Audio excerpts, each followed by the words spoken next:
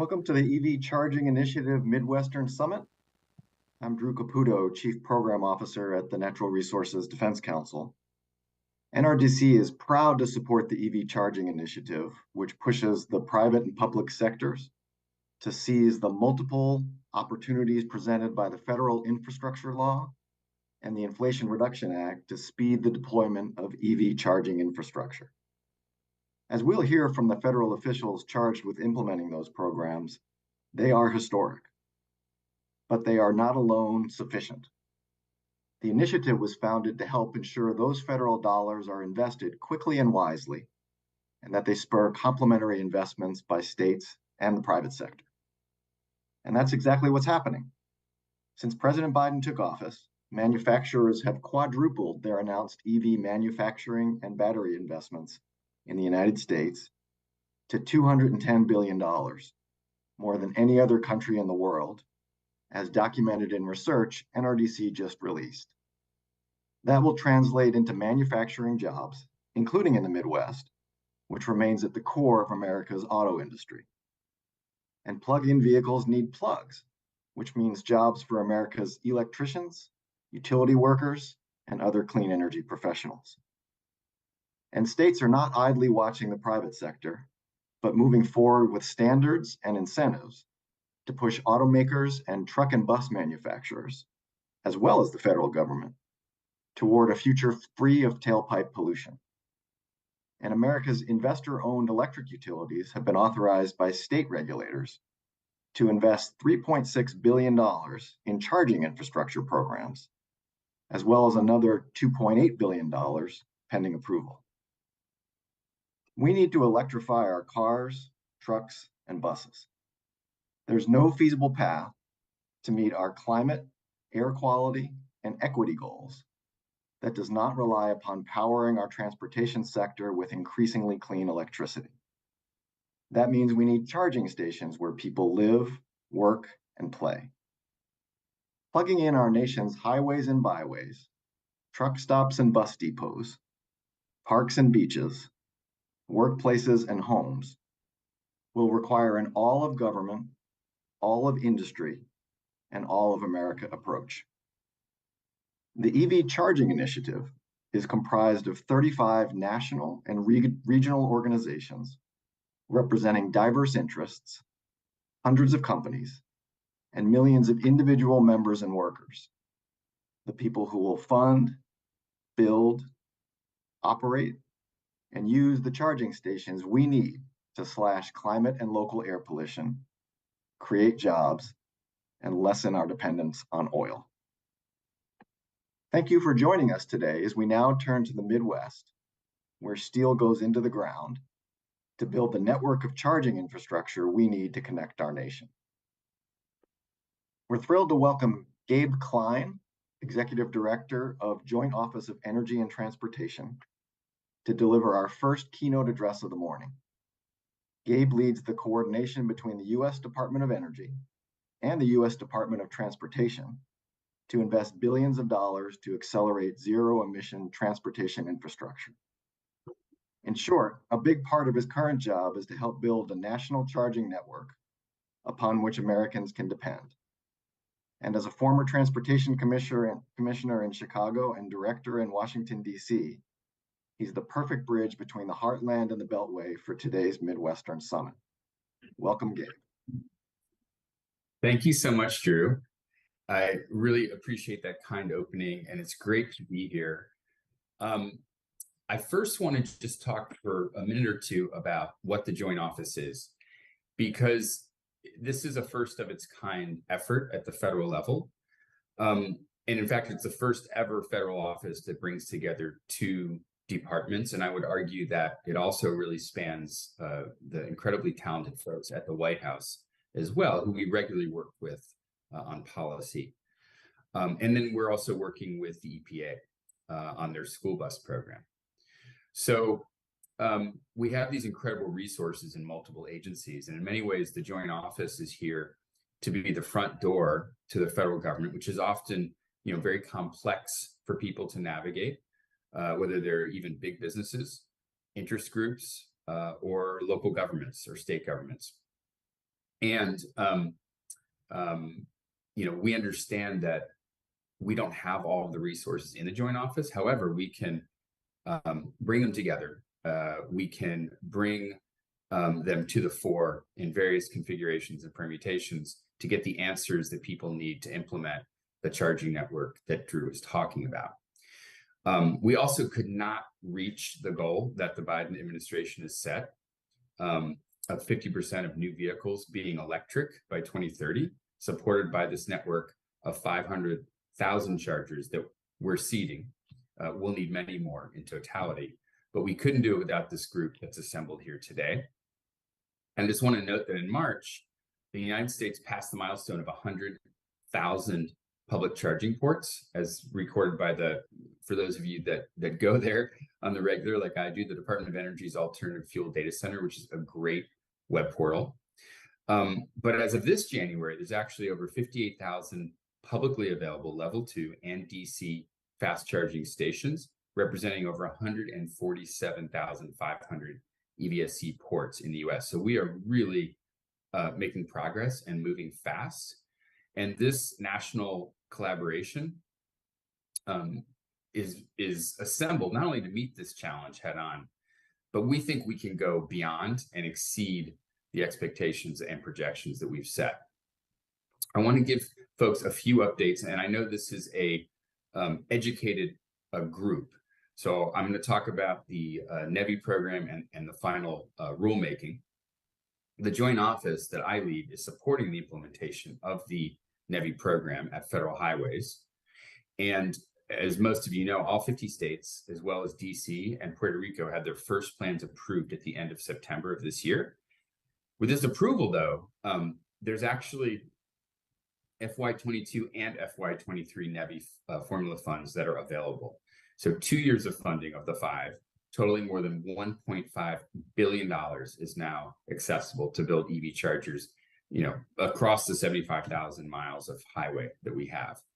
I also want to note that Kentucky, Pennsylvania, New Jersey, Texas, and Ohio, in your region, all have open RFPs, RFIs, or draft versions that are publicly available. And this is pretty amazing because we know that, many states have RFPs ready to go, but we also know that states are waiting for the final rulemaking for minimum standards, which we expect to come out very, very soon. In terms of the Midwest and the Midwestern states, in addition to working in partnership at the federal level, our joint office has an MOU with the National Association of State Energy Officials, NASIO, as well as AASHTO, the Association of State Highway and Transportation Officials, which I sat on the board many, many years ago. I do want to note that the Midwestern regional meeting for the NEVI program is happening this February in Grand Rapids. We are very much looking forward to convening the states and offering an opportunity for peer-to-peer learning. And then the national convening that we're going to put together will take place this summer. And that's going to give all the regions an opportunity to come together, reflect on the implementation in year 1, and inform implementation through the 5-year NEVI program. And some of you may have heard Secretary Buttigieg, one of my 2 bosses, reflect on the fact that he used to think that these were 2-step programs, that you work for a long time and hard to pass the bill and then you implement the bill. And now a program where you work hard to pass the bill, you work on the first year implementation, and then you sort of react, pivot, iterate for the rest of the implementation. And so I think, remembering that these are 5-year programs, new plans are going to come in every year, we have the opportunity to learn. And our job with the joint office is to facilitate that learning, share those best practices from the states that are just knocking it out of the park, or cities. And speaking of cities, the community and corridor charging opportunities are going to be coming out very soon as well. So there's still $2.5 billion on top of the $5 billion of NEVI through this discretionary grant program. So that's 2 distinct $1.25 billion grant programs. These will ensure that deployment meets the Biden-Harris administration priorities in urban charging, building resilient infrastructure, addressing climate change, as well as increasing EV charging access in underserved and overburdened communities, which is hugely important. And I would just note that it's not just about putting chargers in neighborhoods. It's about making sure that they're tied to outcomes, that people are actually getting true mobility, that they're getting upward mobility, that we're not just forcing them to go out and purchase a vehicle if they want to participate in this economy, in this new transportation system. So the community grant program will strategically deploy, again, it's got to be publicly accessible EV charging infrastructure or hydrogen or propane, including underserved, overburdened. And then the corridor charging grant program will strategically deploy the same publicly accessible EV charging infrastructure, but along the designated alternative fuel corridors. And there is an opportunity to nominate new corridors. I also want to note that we have a rural EV toolkit that's out, and we are working on the final touches on an urban toolkit for cities, towns, Indian reservations as well, that are in denser areas or multi-unit housing. Another note that both the NEVI and the CFI program, the formula and discretionary program, have an 80-20 cost share requirement. And leveraging federal funding, states, cities, MPOs, the organization that's applying and their partners can consider citing the charging infrastructure in locations that might otherwise have been financially infeasible, and ensuring that you're in a rural, suburban, or urban community. We have to think from a context-sensitive standpoint that it's access to the right kind of charging for the use case. We know that DC fast charging is absolutely essential for highways, some arterials, and making sure that we have this national network that dissipates range anxiety and encourages uptake, whether it's buying a EV or using an EV. I met with the CEO of a very large rental car company that right now has about 360,000 EVs on order and wants people to try them, trial usage before they buy, but also maybe they don't need to buy and maybe they can use these on a regular basis. So, think about that as you're deploying, and think about where level 2 charging ultimately, which is probably going to be 80 to 90% of the chargers, or low power DCFC, is more appropriate. In terms of what's coming soon, we're working actively daily with federal highways on that final rule for minimum standards and requirements, and then Buy America waiver. Those two documents will drop in the coming weeks, and then it'll be crystal clear to states and local jurisdictions, what the rules of engagement are, how we can maximize job creation while building a national network in a really timely manner. And I say in a really timely manner because we do have aggressive goals by 2030. We do have a climate crisis that we're working to stave off. And so, also think about, after the designated corridors under the NEVI program are deemed built out, then there's additional flexibility for states to invest NEVI dollars off designated corridors, either directly or through local jurisdictions. Another item I just want to mention is that we sort of soft launched last week the concept of a reliability consortium in Washington, D.C. at SAE, but we are going to be building that this year because we think reliability is, number one, absolutely crucial. Number two, an existential threat to the success of the program if we don't get it right. And so whether it's interoperability, the reliability of the payment systems, the modems, all of that we want to address. We want to bring people together with the national lab. So you'll see more of that coming out. And, just in closing, before Governor Pritzker, I just want to note that our mission is to accelerate an electrified transportation system, also all fuel system that's convenient, reliable, affordable, accessible, and equitable. And I just want to note, and this is my addition, it needs to be frictionless. It needs to be as easy to use, better to use than the existing fossil fuel system that we have in this country.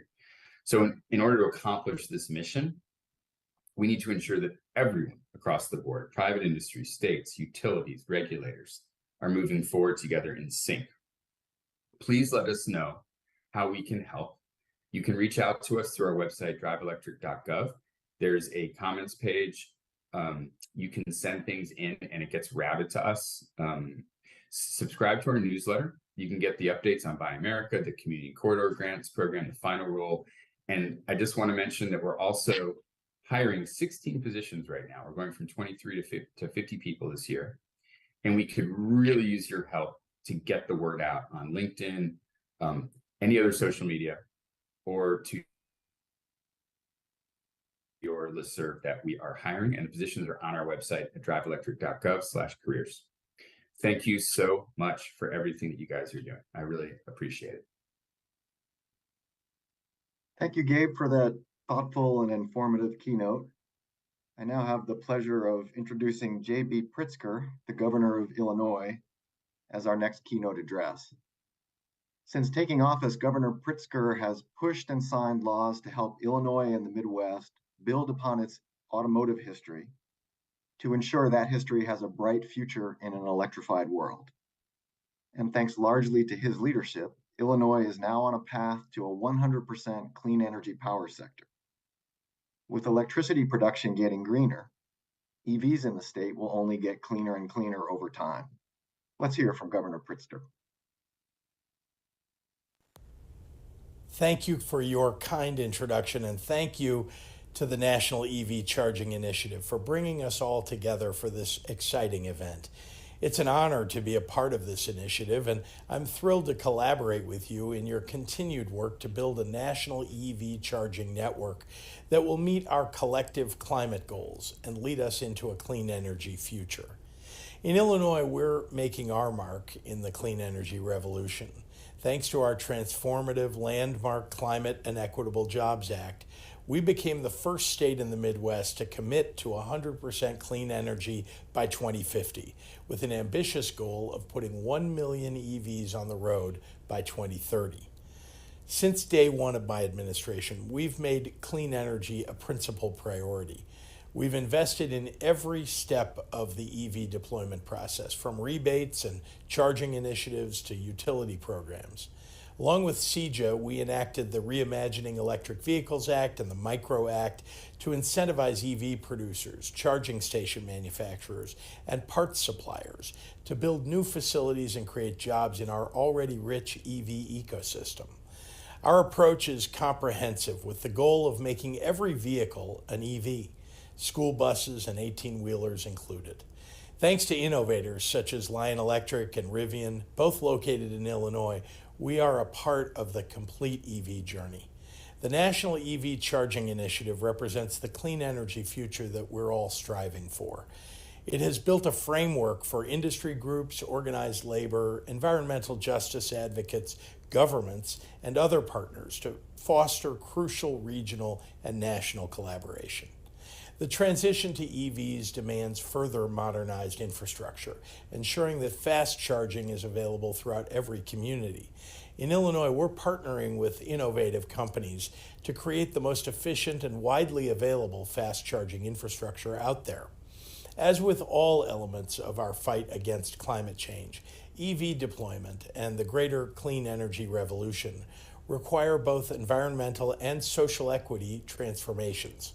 Transportation emissions hurt our disadvantaged communities the most. That's why we're also creating clean jobs and prioritizing customer rebates for low-income residents.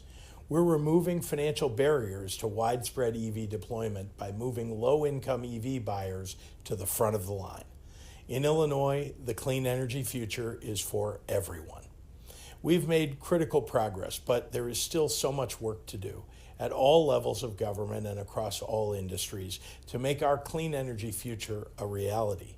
Together, we're building a more sustainable tomorrow for our state, nation, and world. Thank you all for being dedicated partners in this fight. I look forward to our continued work and wish you success in today's summit. Thank you, Governor Pritzker, for your outstanding work. Now we're going to kick off our first panel entitled Hitting the Road, Electric Trucks, Buses, and Vans. And the panel is led by my fellow NRDC advocate, Patricio Portillo, our medium and heavy duty vehicle expert. Patricio advances policies to curb climate and diesel air pollution from the freight sector, which disproportionately burdens communities who live next to ports, freeways, and other transportation hubs. Welcome, Patricio, and the rest of the panel. Thanks, Drew. Good morning or afternoon, I guess, depending on where you're watching from. It's fantastic to see so many people tuning in, and we have a great panel lined up for you. But before we go to the panelists, I wanted to do some just sort of basic level setting.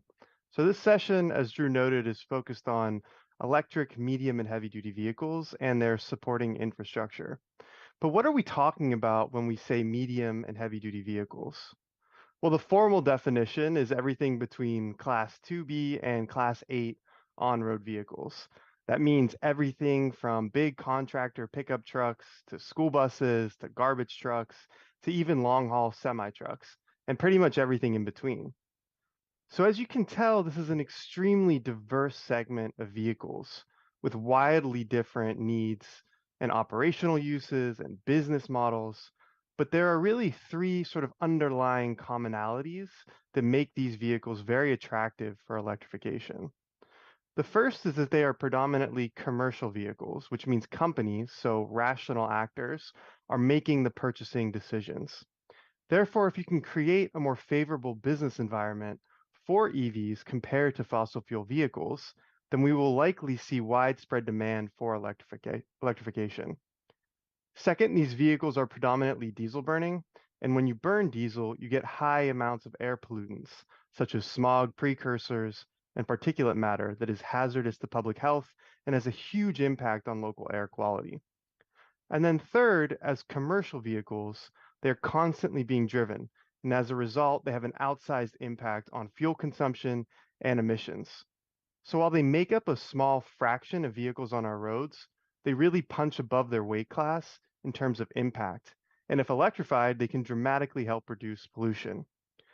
So with that, I'd like to turn things over to our first panelist, Jose Miguel Acosta Cordova, who's a senior transportation policy analyst at the Little Village Environmental Justice Organization. Jose, why don't you take us away? Thank you, Patricio, and thank you, everybody. Good morning, good afternoon. Thank you for being here today and for including me in this really important conversation. So from an environmental justice perspective, this is really a crucial moment in history for all the reasons that Patricio laid out. The growth that we have seen in the transportation, distribution, and logistics sector over the past few decades has created significant air and noise pollution, traffic congestion, traffic safety issues, and damage to roads and infrastructure everywhere, but especially in communities that are adjacent to container ports, intermodal rail yards, distribution centers, and highways. Additionally, there are many other truck-intensive facilities that attract daily truck traffic. Throughout the country, it is predominantly communities of color and low-income communities that are adjacent to the facilities, and as a result, disproportionately suffer from the aforementioned negative impacts. The environmental health of Latino and African American communities in the U.S. and communities of color everywhere are being sacrificed so that goods can move around the world. We have created a system of moving goods that creates harm and leaves people with respiratory and cardiovascular health issues. It ends lives prematurely. This system is literally killing people. This is why medium and heavy duty electrification is so important. And this is also a climate justice issue, right, with transportation being one of the leading sources of greenhouse gas emissions. But really the urgency here from an EJ perspective is at the ground level, where communities are being poisoned every day just by doing one of the most basic human functions, breathing. And our communities deserve the right to breathe clean air.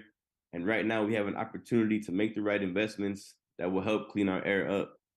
El Vejo, along with our allies and partners, have formed a statewide coalition called the Neighbors for an Equitable Transition to Zero Emission, also known as Net Z.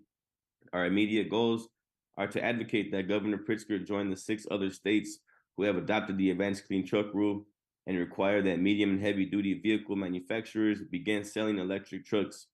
It is not enough to just have the charging infrastructure. We need the vehicles on the road too. Without the supply, companies won't be able to convert their fleets or will complain that it's too expensive to do so. And without a rule that requires manufacturers to produce and sell electric trucks, they won't do so. In addition to the ACT, we are also pushing the heavy-duty omnibus rule and increasing the emission standards on existing diesel vehicles. This will be a huge boost to the economy overall. The labor that we will need to build these millions of electric trucks, as well as the charging infrastructure, will provide living wage employment for people across the state and across the country.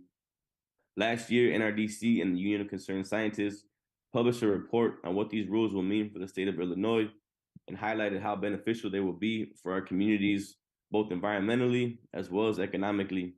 So right now is the time to act, to protect our communities, to protect our environment, and to protect our planet. So let's act now and save lives. Thank you. Thank you, Jose. Now we're going to turn to Rachel Zook, who is a project manager at NUV. Thanks, Patricio. Really excited to be here. Thank you for including me on this panel. I'm Rachel Zook. I'm a project manager with Nuvi, which is a clean tech company that focuses on vehicle-to-grid or V2G technology. Vehicle-to-grid tech allows electric vehicles to serve as distributed energy resources, or DERs, by enabling them to discharge energy from their batteries. This is done through bidirectional charging stations and software that allows energy to flow both to and from the electric vehicle batteries. So the energy stored in EV batteries can actually be used to add capacity to the electric grid. It's not just taking energy from the grid, it's able to give that energy back when it's needed. V2G is valuable for so many reasons. We'll just list out a few right here. It reduces the overall cost of EV ownership by unlocking the value that electric vehicles can provide as grid resources. It supports the integration of wind and solar power into the electric grid. As many of you probably know, when wind and solar farms are getting their peak power, that's not necessarily when that power is needed by residents, by businesses. So V2G enables that power that's being produced through wind and solar to be stored until it is most needed by the grid. It enhances grid reliability through vehicle-to-grid dispatches during periods of grid strain. This helps avoid blackouts and brownouts. And so this benefits everybody in a given area, and it's really not just those who have electric vehicle fleets or electric vehicles at their home. There is a significant equity component to this because it really can help the entire community. Anybody within that given electric grid region is going to be benefited by this. Nuvi software controls power flow in and out of EV chargers, thereby creating a virtual power plant out of multiple EV batteries that can then deliver these energy services to the grid. So we are transforming EVs into mobile energy storage assets, very similar to stationary storage, just on wheels. We're headquartered in San Diego, and we also have offices in Delaware, London, and Copenhagen. Since being founded in 2010, we have successfully deployed V2G on 5 continents. We've actually been in R&D for over 25 years, so V2G sounds really new. It's not that new. We've been working on this for a very long time. And we've had commercial operations in Denmark for over 5 years. So it's not just in a pilot phase. We are, actively involved in commercial operations and enabling our customers to actually support the grid and get revenue back from that. Within Nuvi, I specifically work with utilities and government agencies across the United States to develop pathways for scaling this technology. Our partnerships are absolutely crucial to our work. Back to you, Patricia. Thanks, Rachel. And with that, I'd like to go to Phil Angelidis, who is president of Riverview Capital Investments and a partner at EVC Partners. Thank you, Patricio. How are you today? Welcome, everyone. Thank you for asking me to join this. I'm Phil Angelidis. I am, as Patricio said, a partner in EVC Partners. We were formed early last year to really tackle the problem of identifying viable sites for EV charging hubs for medium and heavy duty trucks with a focus on the intercity network, starting in the West Coast and then moving on from there. But we were formed essentially to tackle this issue of identifying and then getting ready sites for EV charging along major transportation corridors, identifying sites that would work from a land use perspective, a transportation perspective, and as importantly as anything else, from a power perspective, given the limitations that exist on the grid throughout our country. Just by way of background, in the 2010s, my partners and I, who have experience in both the real estate field as well as utilities and renewable energy, in the 2010s, we undertook a number of transactions where we were essentially the real estate or land and infrastructure partner with a series of companies looking to build utility scale solar projects. We worked with them to find the right sites in terms of solar insulation, mitigatable environmental issues, and as importantly as anything else, to find sites where we could generate significant power, put it into the grid without triggering upgrades that were too expensive or would take too long. In what we are doing now, our goal is to identify sites that have the appropriate land use entitlements, don't have land use constraints from endangered species or flooding that would preclude their use, and then to identify sites where in the near term, as the grid is being upgraded overall, we had a confidence level that those sites could have access to significant power, again, without triggering upgrades that would take too long or to be too expensive. This is an extraordinarily exciting place to be for all of us in this sector as the transportation sector undergoes a transformation from the internal combustion engine to electric vehicles and other zero emission vehicles. And what's going to be required in this arena, as has been successfully deployed in the renewable energy arena, is really this combination of high standards, public mandates that move the marketplace to zero emission vehicles, coupled with significant public funding and investment incentives that support the transition during this critical transformational phase. And finally, obviously, combined with the capital and the dynamism of the private sector. What we saw in the renewable energy industry is, as we move from the 2000s to 2010s, a dramatic acceleration of scale and impact. And I believe we're on the cusp of seeing that in electrification today. If you look at some recent data from the consulting firm ERM, you'll see that by 2008, almost every class of medium and heavy duty truck will be at price parity with polluting diesel trucks. And so we really are at a tipping point. Underlying all of this, it's not the only element though, is to build a network of EV charging stations in the urban context and across the nation will require a focus on identifying the correct sites, will require a focus also on getting the grid upgraded over time. Today, we start with a limited number of sites that will work, but over the next 5 to 10 years, it's incumbent on the utilities to extend capacity to fill in the many electricity deserts that exist. Very quickly, I just wanted to point to a couple of quick slides if we could do this. And I don't know if they're showing up on the screen. Patricia, are they up on the screen for folks? Yeah, well, actually, that's the last slide. If we could go in a different order, that is the last one of the group. I apologize. That is the second one of the group. Yes, here we go. The first thing I want to say is, look, there's a significant challenge in siting and building EV charging hubs for medium and heavy duty trucks. First of all, based on data from Atlas, it will take significant dollars, probably upwards of $100 billion to build this network.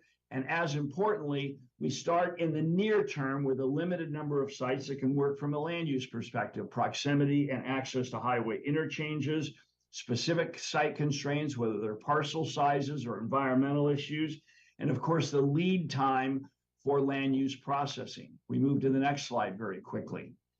I'm sure that folks here, even in the Midwest, might have seen the West Coast Clean Transit Corridor Initiative study.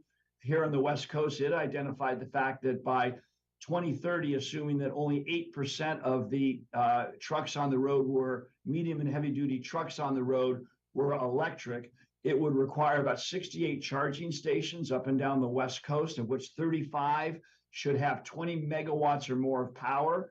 That's enough to power a community to 20 to 30,000 homes. So a key challenge we face is finding enough sites along the network where we can get that kind of power until transmission grids are extended further throughout our country. Next slide. Indicative of kind of what we see in many places is our major transportation corridors do have a series of electricity deserts, for example, from Victorville to Las Vegas. Now, it's possible to do some on-site or adjacent solar generation, but there are rules that constrain the ability to do that on other than the parcel or adjacent parcels. And also it requires land that's significantly cheaper than land you otherwise might site a EV charging hub on. So there's limited application. And the final thing I wanted to say is that if you go to the final slide that I provided, which is that we did a survey of existing truck stops throughout California, and we found that because of limits on both distribution and transmission capacity, it would be very difficult for many of the existing truck stops to convert over to full EV. They can add a few chargers, and therefore we really have to think in terms of how we build this new network. It's not just a matter of modifying the existing network, all of which is to say, we have many challenges to deliver this network. Many people in this industry are working on different parts. The part we're working on is to get sites up and ready, entitled, working with the utilities to map out the delivery of the requisite power so that when EV medium and heavy duty trucks hit the market in scale in the coming years, these sites can be ready. We can't start in 2027. We got to start now. Thanks, Phil. So what I really love about this panel, and when we were preparing for this, it was very obvious to me, is just how diverse each of these speakers' background is. You're all speaking from very different but interrelated aspects of vehicle electrification. And hopefully this is giving, the audience a very full flavor of the opportunities and some of the pressing challenges. So to kick things off, I have, excuse me, a question that I'd like to ask all of the panelists to answer. So from each of your different vantage points, what are the key actions policymakers can take to facilitate the electrification of medium and heavy duty vehicles? And why don't we start with Jose, then go to Rachel, and then go to Phil? Thank you for that question, Patricio. I think the rules that I mentioned, I think are a good start, right? The advanced clean truck rule, the heavy duty omnibus rule. I think the advanced clean fleet rule is also being worked on in California. But these are rules that will help facilitate the adoption of electric vehicles, put standards on existing diesel trucks, and really get us towards towards really building that future, what it could really look like. And then also I think the incentives are going to be a crucial part of it, right? We need incentives for the companies, incentives for truck drivers.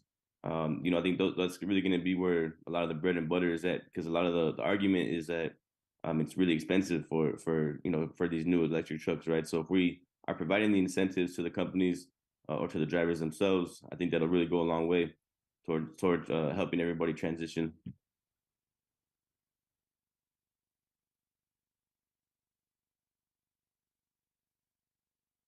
Rachel, do you have thoughts, want to chime in on this? Yes, absolutely. So I think that should be obvious from where I'm coming from, but policymakers really need to take V2X, or vehicle to everything, into consideration. My focus is on V2G, but V2X also includes vehicle to business, vehicle to home, vehicle to load. This technology is needed to facilitate the electrification of medium and heavy duty vehicles. They have massive batteries that can offer significant grid services.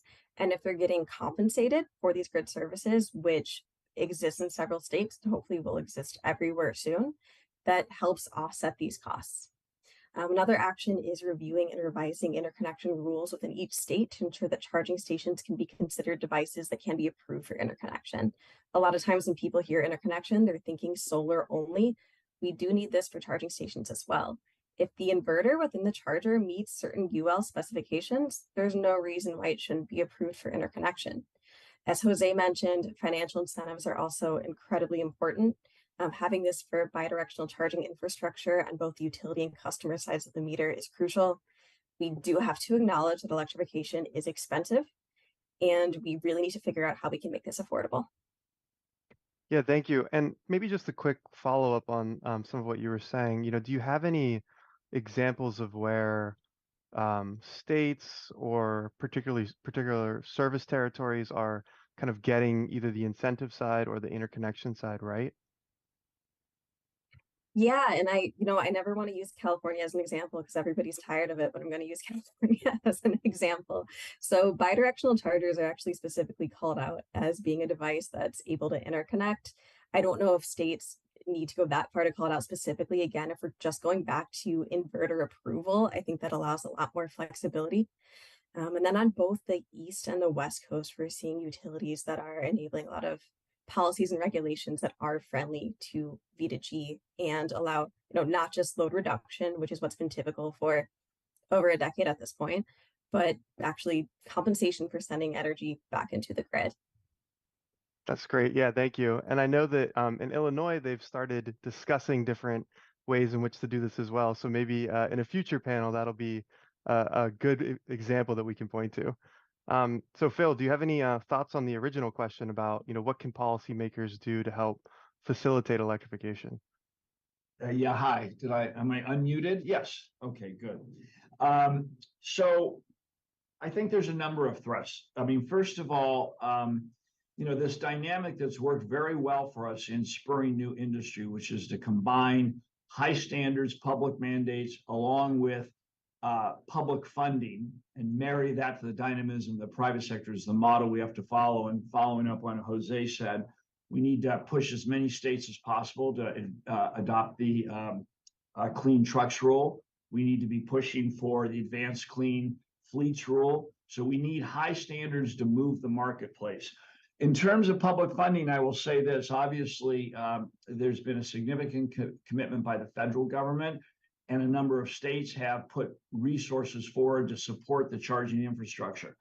The money is substantial, but I don't think it's sufficient enough for the scale of the issue in front of us, given the uncertainty of the timing of when these EVs are going to show up, both in the light duty passenger space and the medium and heavy duty truck space. It's very hard to finance major infrastructure investments against the kind of uncertain revenue you see now, which is why there's so much emphasis, obviously, on fleets versus public charging.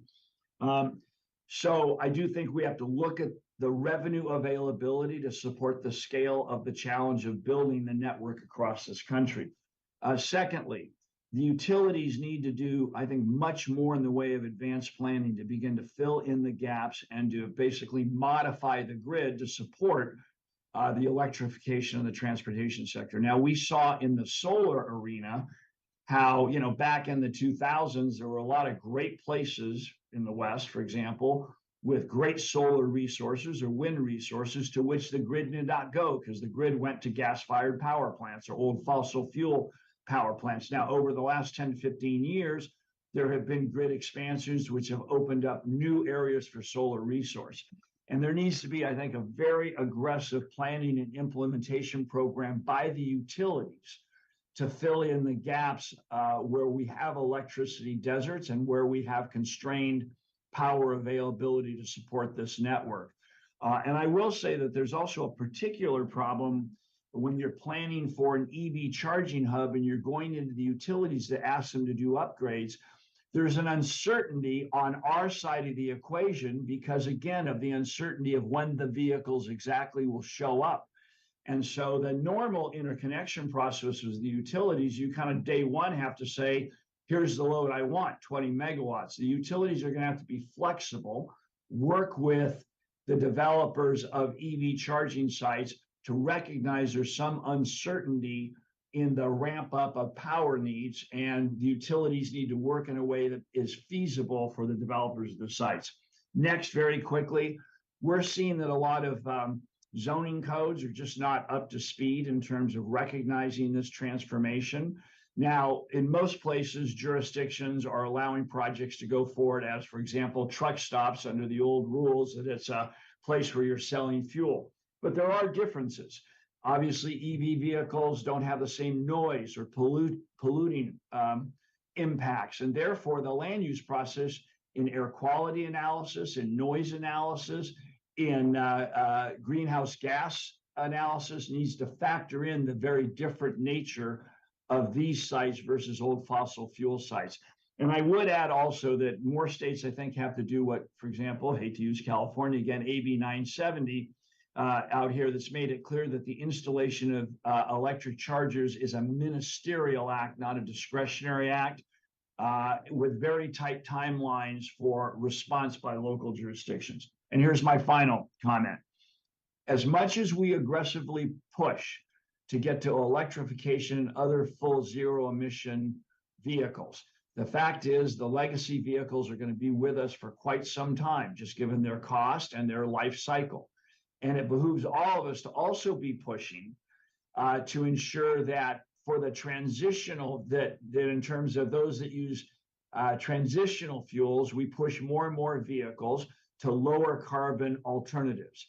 Renewable diesel that has less in the way of carbon and particulate matter, renewable compressed natural gas. The California Air Resources Board still incentivizes the use of those fuels versus traditional fossil fuels. So we should also be working to transition as many of the legacy vehicles to lower carbon alternatives and keep pushing the curve down on what's an acceptable level of both carbon and other pollutants. Yeah, thanks, Phil. Wow, very thorough response. And I have some follow-up questions for you, particularly around the utilities advanced planning. But before we go to that, I maybe just want to take a step back. We've been throwing out the Advanced Clean Trucks rule, the Heavy Duty Omnibus rule, the Advanced Clean Fleets rule, all of these California vehicle emission standards. And I realize we didn't describe what they are. So maybe, Jose, since you brought it up first, do you mind just kind of quickly explaining what those regulations accomplish? Yeah, absolutely. So the Advanced Clean Truck Rule is really a groundbreaking rule that came out of the state of California. And for what the California Air Resources Board is part of a holistic approach to accelerate the transition of zero emission or of the transition to zero emission vehicles. Really targets Class 2V to Class 8 vehicles, and it has two components: the manufacturing sales requirement and a reporting requirement. For the manufacturing side of it, the idea is to require that zero emission vehicles get sold at an increasing percentage of the annual sales rate, really over the next decade, 2 decades or so, and by 2035, the goal for California is that 55% of 2B to 3 truck sales and 75% of Class 4 through 8 would be electric vehicles, and 40% of truck tractor sales. That number increases by 2050, and ultimately what we're pushing here in the state of Illinois is for that number to be 100% by 2050 of all new vehicle sales being required to be electric. And then the reporting side of it is that large employers, which includes retailers, manufacturers, brokers, that they're required to report the information about the shipments and shuttle services, particularly fleet owners with 50 or more trucks, that they're required to report about their existing fleet operations. And the idea is that it'll help identify future strategies that ensures that fleets are able to purchase zero emission trucks and then put them into service wherever the demand exists, or wherever it's suitable. So the Advanced Clean Truck Rule, the ACT, is like the first and most important of the rules at the moment. The Heavy Duty Omnibus Rule is also putting existing standards on existing diesel trucks, so that the idea is that in the process of transitioning to zero emission trucks, we clean up the existing diesel trucks, many of which are when you think about the drayage trucks, for example, right in the state of Illinois, these are often the oldest and dirtiest trucks on the road. So the idea is that while we're transitioning to zero emission trucks, we can actually get cleaner diesel trucks on the road and get some of the older and dirtier ones off of the road. So yeah, that's and then sorry. No, go ahead. I didn't know if you were going to cover that one as well, but go for it if you'd like. So the advanced clean fleet, the primary regulation, the primary goal of that regulation is to then accelerate the market for zero emission trucks and vans and buses by requiring fleets that are well suited for electrification to transition to zero emission vehicles wherever feasible. So I mentioned drayage trucks. Drayage is a perfect example. Last mile delivery. These are trucks that often don't leave, the region that they are operating in. So in the city of Chicago or in the Chicago metropolitan area, for example, we have 19 intermodal rail yards, and those, by far the most of any part of the country. And many of those drayage trucks are traveling between the intermodal rail yards and the warehouses and distribution centers every day. So those are perfect examples of companies that would be in prime position to transition to zero emissions quicker. Also government fleets is another example. But yeah, so the idea is that you want to target those areas where they're the best suited for a quick transition to zero emissions vehicles, and then provide them with the different incentives to do so. Yeah, thank you. That's terrific. And I think just wanted to key in on a point you just made about, these suite of regulations, they're really the foundation from which you're able to accelerate this transition to electric vehicles. So the transition's occurring, but this is a way in which to kind of provide some of that market certainty that Phil was referring to and really boost the market within your given state. Phil, coming back to you, one of the things you mentioned really jumped out to me, which was the need for utilities to do advanced planning. And something that we hear over and over again from fleets is that, they'll go to, it's not uncommon for them to go to their utility, say they want to electrify, X number of vehicles over this time frame. But to build out that charging infrastructure, they're getting quoted like 3 to 5 years, if not longer. And that's a real problem, right? When we're talking about rapid, widespread adoption. So to what extent do you think, these are problems within the existing utility process, like the ability for utility, like they have control over it? And to what extent do policymakers need to step in and, potentially help reform some of that that planning that occurs through the public utility commissions with the utilities to really accelerate, the time in which they're able to get this infrastructure out there? So I think the answer is the latter, which is I do believe there needs to be public policy leaders to step in and take a look at kind of what is the forward planning, where are the utilities on this, and are they being aggressive enough given the magnitude of the transformation we're going to see. From what I'm seeing, look, the utilities that we've been working with have been good to work with in the sense that they're supportive of this change. They have been working collaboratively. Having said that, the timeframes are what you said, 3 to 5 years, which is why when we look at the marketplace, we say if you're going to identify a site for an EV charging hub for medium and heavy duty trucks, and you expect vehicles to start showing up in scale in 2, 3, and 4, and 5 years, you got to start right now, both on the land use entitlement side and on the power side. But I think there's two issues with the utilities. I don't think there's any question that there needs to be a public policy push to have them look at their grid and begin the planning, going through FERC, the PUCs, NEPA, whatever state environmental laws, like CEQA there are, to begin that planning process to get things online. Because what we saw in the solar arena is that sometimes can take a decade to make major expansions to the transmission grid. So I think there has to be a very aggressive push in that arena. But the other area where the process doesn't really fit right now is what the utilities are used to is someone showing up like a data center and saying, this is my load. They're used to a business, a warehouse and distribution operation showing up and saying, look, I need 2 megawatts. Here's my load profile. Pretty known, pretty set. We're in an environment right now where it's other than a fleet that has certainty around it.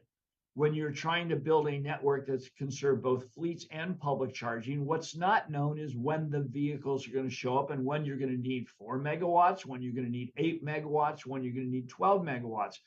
And many of the utility tariffs are written in a way where if you sign up for, let's say, 15 megawatts and you don't use it, then and essentially you pay up for that because that now becomes more of your cost versus a system-wide cost. And there needs to be flexibility in those tariffs to account for the fact that EV loads are somewhat uncertain about when they're going to show up. As we've said, we know they're going to show up. We just can't tell you with certainty whether it's going to be at the load level that we're projecting in 27 or in 30. And it's very difficult to face a situation where you're trying to develop a site, and if the load shows up but not quite in the time frame anticipated, if there's a financial clawback from the utilities for that, that makes it very difficult to deliver these sites. So I think it's both the macro, expanding the grid, and rules that fit the nature of this use.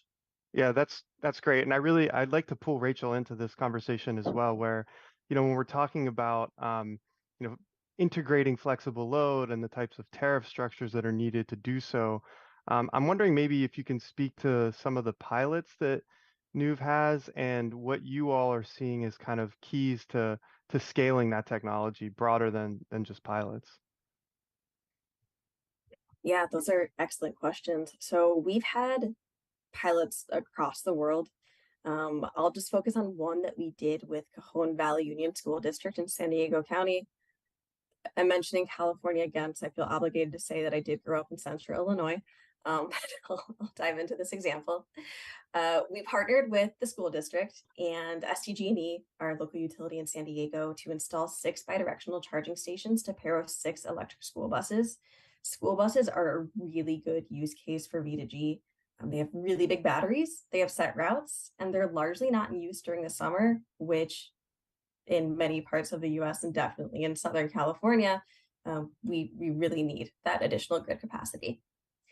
So this installation was completed in time to participate in a new-ish program in California. It's the Emergency Load Reduction Program, or ELRP.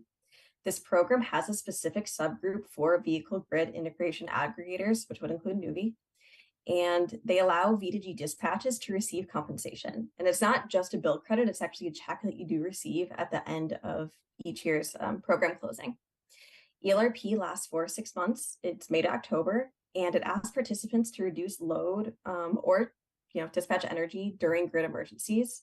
We generally receive notice 1 day ahead, and we were able to dispatch Cajon Valley school bus batteries to the grid during these emergency events, which is really exciting. We were able to see it fully in use, not just testing the batteries, but participating when the grid needed it most. The district actually already installed another 8 bidirectional chargers, and they're adding even more. So we're already taking it beyond the pilot phase. ELRP pays $2 per kilowatt hour. So the school did receive compensation for offering these services, and they're going to continue to, the program lasts through at least 2025. So there are going to be several more summers where the school district will be receiving funding for offering these grid services. And then you also asked about scaling vehicle to grid technology. A little bit earlier, I talked about financial incentives, and both Phil and Jose mentioned that as well. I do think that compensation for providing grid services via V2G exports are necessary as well. There are programs like ELRP, which I just talked about. A few of the Eastern states have a program called Connected Solutions, which is quite similar to ELRP. There are typically more events called in the summer. I'd say that's a difference. Anyone enrolled in those programs are paid for energy dispatched. And when you think about the size of electric batteries in medium and heavy duty vehicles, there is significant revenue potential. I won't walk through the math right here, but always happy to do that if anybody wants to reach out and do some back of the napkin calculations. There are also rates and tariffs that are friendly to V2G. PG&E in California recently announced a V2G export tariff. It is not in use yet, but we're expecting that later on in 2023. We definitely need more of those. New York State replaced net energy metering with VDER, or the value of distributed energy resources, and it takes multiple factors into account to ensure fair compensation for energy exports. I strongly recommend looking into VDER. I think it's a really incredible model that other states need to be investigating and seeing what makes the most sense for their region to incorporate something similar. More than anything, we need utilities, government agencies, nonprofits to partner with us. We do have the same goals. We want a resilient grid. We want cleaner air. There's a ton of potential here, and we're really excited to see this take off. That's awesome. Yeah, thank you. And wow, time has flown. So I think we're at the hour. I'd really like to thank our panelists. So Rachel, Jose, Phil, thank you so much for joining us this morning and providing your expertise. And with that, I'd like to pass things off to Nancy Ryan for the next session. Thank you. Thank you. And Nancy, you're muted if you're. Patricio, thanks for leading a really stellar, substantive session. And I think we're going to take the baton now and advance some of these topics a bit further. So the focus of our session is really about what are the different stakeholders doing, and how are they working together, and what do they need from policymakers to enable them to get the steel in the ground, get the copper in the ground that connects the steel, and then ensure that we have a network that provides an excellent customer experience. So it's not just there and there quickly, but it works when you pull up to the charging station, and it works for everyone, that it's not just available but accessible. So I'm going to lead off with Drew Bennett from Volta, and then work through our other two panelists, Corey Bullis from Flow, and Chris Kwasinski from Exelon, and ask them each to just quickly introduce themselves, their organization, the role that they play, and the role that their organization is playing in building out the network. And then offer some initial thoughts on this set of questions, and then we'll drill down into some specific questions after that. So, Drew. Hi, thank you, Nancy. Appreciate it, and it's really good to be here. I'm the Executive Vice President of Network Operations at Volta Charging. So think of me as responsible for the development, construction, ongoing operation, the supply of materials to the network that is being operated by Volta. So we're a charging network operator. Volta has over 3,000 stations that are in the ground now. We're primarily level 2. You might have seen us, one of our kind of innovations is we use pretty large screens on our charging stations to sell media. We put our stations right up front. So a lot of eyeballs, a lot of foot traffic at heavy retail locations go, and that helps fund the charging that we provide to our customers. Recently, we've started to deploy DC fast as well in those same types of locations. So I have a lot of experience installing and operating a network. Prior to my time here at Volta, I've been here for 2 years. I spent 7 years at Tesla. I joined Tesla, the charging group, at about 10 superchargers, and I left 7 years later. We'd installed 20,000 around the world, and served various roles there in building and operating the network. But my last role at Tesla was basically running the entire charging infrastructure group globally. So tons of lessons learned and false starts, and a lot of experience in what it takes to scale DC fast as well. So excited. I think over the coming 45 minutes here, we'll be able to talk a little bit more about Volta's business model, why I think it matters, especially in relation to the topics that we're talking about today. But I'm sure my experience at Tesla will also kind of come into play in some of these answers. Good to be here with you. Thanks, Drew. Corey. I have to say, Drew, that's an impressive resume, and that's going to be a tough act for me to follow, but I'll do my best. Really excited to be here. I'm Corey Bullis with Flow. We are an EV charging station manufacturer and network operator. So we manufacture hardware and software. Our product is vertically integrated. We do level 2 charging and DC fast charging. We were really excited to announce mid-2022 that we were opening our first ever US facility in Michigan. So that's been a very awesome milestone for us to scale up production in the US, and we officially started producing chargers there in December. My role with the company is really, I'm a public affairs director, but really what I do is just spend time talking to policymakers about what are all the policies that we need to scale up this industry and support our climate, EV adoption, EV charging deployment goals. And I think, as folks know, there's no shortage of problems to solve. So I'd like to spend a lot of time on that, and excited to get into that today. And Chris.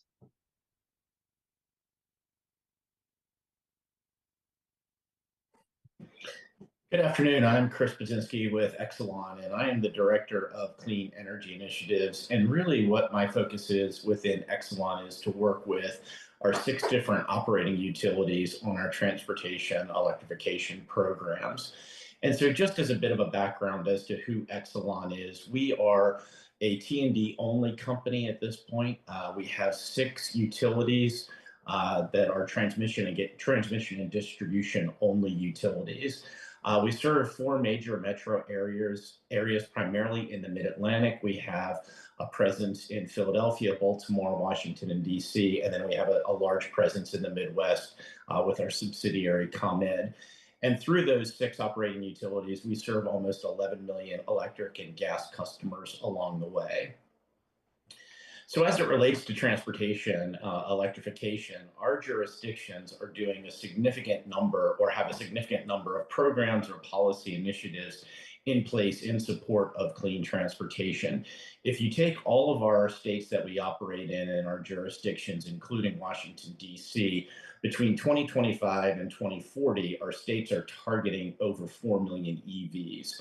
So we as the utility are going to play a critical role in building out that infrastructure and supporting our customers and communities as we work to get these over 4 million EVs on the road. As Governor Pritzker said in his opening remarks, if you take Illinois, for example, they are targeting over 1 million EVs in the state of Illinois alone. And if you take a closer look at it, the states that we operate in have programs that are targeted across a number of different use cases. We have programs that are targeted under the ZEV mandate for light-duty vehicles,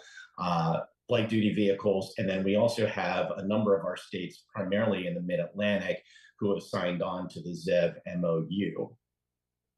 So what are we doing as Exelon specifically? Really, our focus is around 3 main areas. We focus on what we like to call advancing accessibility, which is really providing infrastructure or access to infrastructure for our customers and our communities who are looking to transition to clean transportation. We have a number of different programs that have been approved across our utilities that are going to enable over 7,000 charging ports to be installed across our service territory, again, across a number of different use cases, whether that's light-duty vehicles, commercial, medium, and heavy-duty fleet, multi-unit dwellings, just a number of use cases that those ports will be installed in. Then the second thing we focus on is affordability and ensuring affordability as we roll out these programs. We've done a number of things on the rate design front primarily to help lower the cost or the total cost of ownership as it relates to owning and operating an electric vehicle. And we can get into some more the details of those programs as we have the discussion here. And then finally, a really important one, and we think we as the utility and Exelon play an important role in educating our customers and communities about the benefits of this technology and making sure there is an awareness around the technology. And finally, and probably most important, ensuring there's an equitable distribution of the technology across our different service territories. Thank you. Well, thanks for that really comprehensive introduction to Exelon, Chris, and Drew and Corey as well. So you can see we really have a cross-section of different kinds of companies that are together part of the solution for building out this network and doing it in a way that really meets a variety of customers' needs, from the medium and heavy duty sector that we heard about on the previous panel to the very diverse array of residential customers who are buying mostly light duty vehicles for their own personal use. So Chris, I am going to come back to you right away because I think Phil Angelides really threw down the gauntlet on the last panel. So I don't, hopefully you were listening, but if not, I think you've heard a lot of this already. So, in order for the steel in the ground to dispense the electricity to drive the cars, you all, particularly, the wires companies like Exelon need to put the copper in the ground and do it in a timely way. Otherwise, you wind up with the fingers pointing at you. So it's easy to point fingers at you, but I want you to turn around and say, what do we need from policymakers and from stakeholders to fulfill our mission? So I think first, thanks, Nancy, I appreciate it. So first, what I would start with is going to be the policymakers. I think first and foremost, we need aggressive policies that promote transportation, electrification, or clean transportation. That's the first starting point. And then I think specifically as it relates to what we can do as a utility is really promoting policies that support programs that allow us to get ahead of this. Right. I think that's where we're starting to find some challenges across the industry where things are just happening so quickly. And the traditional regulatory paradigm that we operate in as a utility doesn't do well as technology moves very, very quickly, and wanting to get policy changes through, whether that's from a technology perspective or just a customer needs perspective, that takes time. So being able to implement policies and programs that are a little bit more forward looking in nature, traditional utility model says, build it and they will come. I think they're already here. So we need to start building out a little bit more to get ahead of them coming. And I think as we look at, light duty vehicles coming onto the system, it's happening, and it's happening, in a significant way. Again, as I said, we've got goals of over 4 million EVs in our territory. On the medium and heavy duty front, again, it's not a matter of when or if, it's a matter of when it's going to happen. And again, I think it's happening pretty quickly at this point. So those are just some of the things in terms of, like I said, more proactive and the ability for us to get out in front and almost kind of future proof and meet demand as it comes onto the system, not necessarily trying to play catch up with that demand as it comes onto the system. Yeah, thanks, Chris. That's great. I mean, I do think we're really at a pivot point in the discussion about the role of the utility in supporting EV charging. So much of the conversation over the last 10 years has been about, should utilities own and operate charging stations, or, be in more of an enabling role through make-readies at customer sites. And, now we're really peeling back that onion and saying, well, what about that core role, that wires role, and the planning and the financing paradigms that go with it? So, our next panel will have an opportunity to express some thoughts on that. We have a utility regulator on that panel. And I think one thing too, Nancy, if I could quickly add to that too, is that I think also too, we need to think beyond just the infrastructure that supports the charging stations themselves. Keep in mind, as we build out and we have this load, this incremental load that's coming onto the grid, which is pretty significant, we've got to also think about resilience and reliability and ensuring that we have that along with the pipes and wires that support these charging stations. So it is a very comprehensive support role that the utility needs to play in this. Right, it's a system solution. So Corey and Drew, I'm going to turn back to the two of you now. And we've talked a lot about stakeholders and partnerships and how we all have to row together to achieve, to really implement this kind of systems approach. So Drew, I'll start with you, since you've been building out DC fast charging infrastructure for quite some time. So what have you learned about how to partner effectively with utilities and, basically help them help you? Yeah, I think, in the early days when you had to explain to a lot of people, not just utilities, but site hosts, about what it meant to be putting in new service for a charging station, there certainly was an education. I think a lot of the utilities have moved beyond that. I think obviously a lot of them understand now what their approach to charging infrastructure is, and it tends to be aggressive and it's good. One of the things that works really well is if you have streamlined units that are kind of available to manage the different type of request that network operators are bringing to the design team at the utilities. And what I mean by that is you have a Walmart size connection that not only is almost certainly already the bottleneck when it comes to a time to construct, but it also can kind of go anywhere. And I think that's the other part that is really different about typical front-end design. So if you think about the two things that we do when we interact with utilities, it's the design up front, and then it's the construction and the transformer that gets installed at the end. And the design up front part has to be more consultative than typical, I think, because it's a huge part of the cost of installation. And the place that you get power definitely dictates the run that you have to wherever you want to put your charging stations. Volta specifically knows exactly where we want to put our charging stations for our business models. Other DC fast, you can kind of put it anywhere, but literally the go, no go of a project might depend on where the power is coming from and how long that run is from a financial standpoint. So these types of, when you have a designer say, where do you want it? And then we reply with, where can you bring it? It's super kind of like not normal, I think, in the typical traditional sense. So a lot of the things that we've seen are planners getting more used to that conversation for us saying, hey, work with us here on where it could come from, and we can figure out the best design from a cost standpoint. The second side of the interaction comes from, let's call it both construction supply and availability of labor.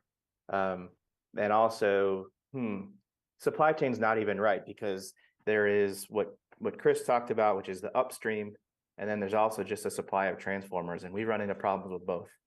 So two of the big problems that we hear are, sure, we know the design, but that substation needs to be upgraded. It's going to be, that's where you get the years put on at the end of a project you might want to do if it's large enough. At Volta, we tend to have smaller deployments and haven't really run into that.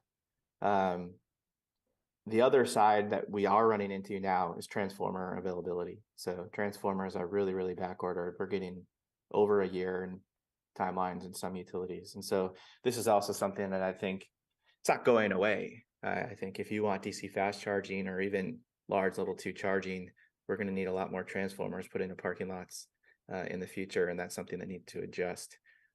So maybe I'll stop there, but I think those are kind of two of the pain points that we're seeing and things that we can do to smooth and streamline things. Great. Yeah. Corey, you want to pick up the ball? Sure. And let me start by, I'd like to pull out the thread started by Chris, because I totally agree. And I don't think it can be overstated, is creating these well-defined roles for utilities to not only invest in infrastructure to support transportation electrification, but to do it on longer time horizons and to do it at a much larger scale. If we're kind of getting into these one-off annual cycles of investing a little bit here, investing a little bit here, investing a little bit here, it's, well, to Chris's point, really, really hard to keep pace with the demand. And it also for industry to plan around that is also just not efficient, frankly. And we spend a lot of time having to discuss this over and over of how much should we invest annually and what are the parameters around those funds, when what we know our North Star to be is like, we need EVs everywhere. We need EV charging stations everywhere. The scale is massive. So having a policy framework that allows that, I think is super, super critical. Another piece I would touch on related to this, and I know this is pretty common throughout the industry, Flow in particular focuses on this, is the idea of right sizing, smart charging and right sizing. If we want a resilient grid, then let's make sure we're deploying assets or chargers that really fit the use case for the expected dwell time. Let's have smart chargers so we can better manage the load. That in some cases, when done strategically, depending on the location, maybe you're not going to need as much infrastructure investment from the utility. Maybe you can more strategically fit into certain locations and sites with the existing capacity and load on the grid. I think it's kind of tied to our cultural values as a society that we kind of always think bigger is better, faster is better. And while high power charging, which Flow makes, DC fast chargers, we're coming out with a high power charging system. So we're supportive of it. There's definitely a proper role for it. We don't think that should always be the solution. And I think that certainly has an important nexus here to this idea of how long does it take us to interconnect and get the thing energized. Well, okay, you raised some issues that I'm definitely going to come back to, but Chris, I want to give you a chance to respond to what you just heard from Drew and Corey, and then, I'm also curious, anything you can say about, what the electricity industry is doing, or maybe asking Washington for in terms of dealing with this transformer shortage, because this is really a high-profile issue. Yeah, it is. And I can tell you, Drew, we feel your pain. We have an initiative at Exelon to electrify our fleet of utility vehicles. And we've had to do some upgrade work at a lot of our different service centers. And we are having trouble getting equipment, not just transformers, but actually in some situations, some of the EVSE equipment, we're now starting to see a little bit longer lead time there. Nancy, I don't know what the short answer is on that. I mean, it's a supply and a demand issue, and demand is really high and supply is really, really low. I don't know if there's a silver bullet to solve it, but I do think that what I would come back to, and a little bit of what I heard in Drew and Corey saying, I'll pull it out a little bit more, is that your interaction with the utility at the front end or as early as possible is really, really critical. And the more we can understand what you're trying to do and what you're trying to accomplish and over what period of time you're trying to do it.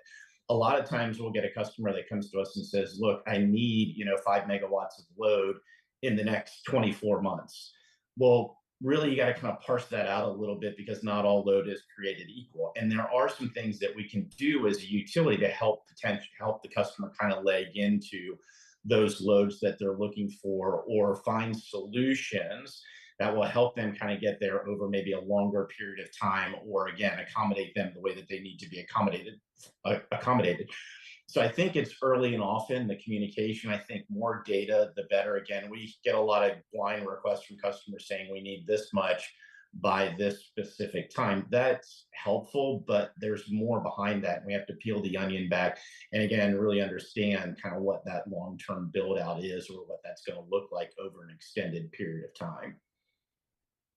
Great. Yeah, so Corey, I do want to come back to you, because I think you mentioned something that in some circles is a bit of a lightning rod, which is, I guess what goes under the heading sometimes of automated load management, of just basically, when you have public charging infrastructure, which may be subject to some sort of load management by the utility.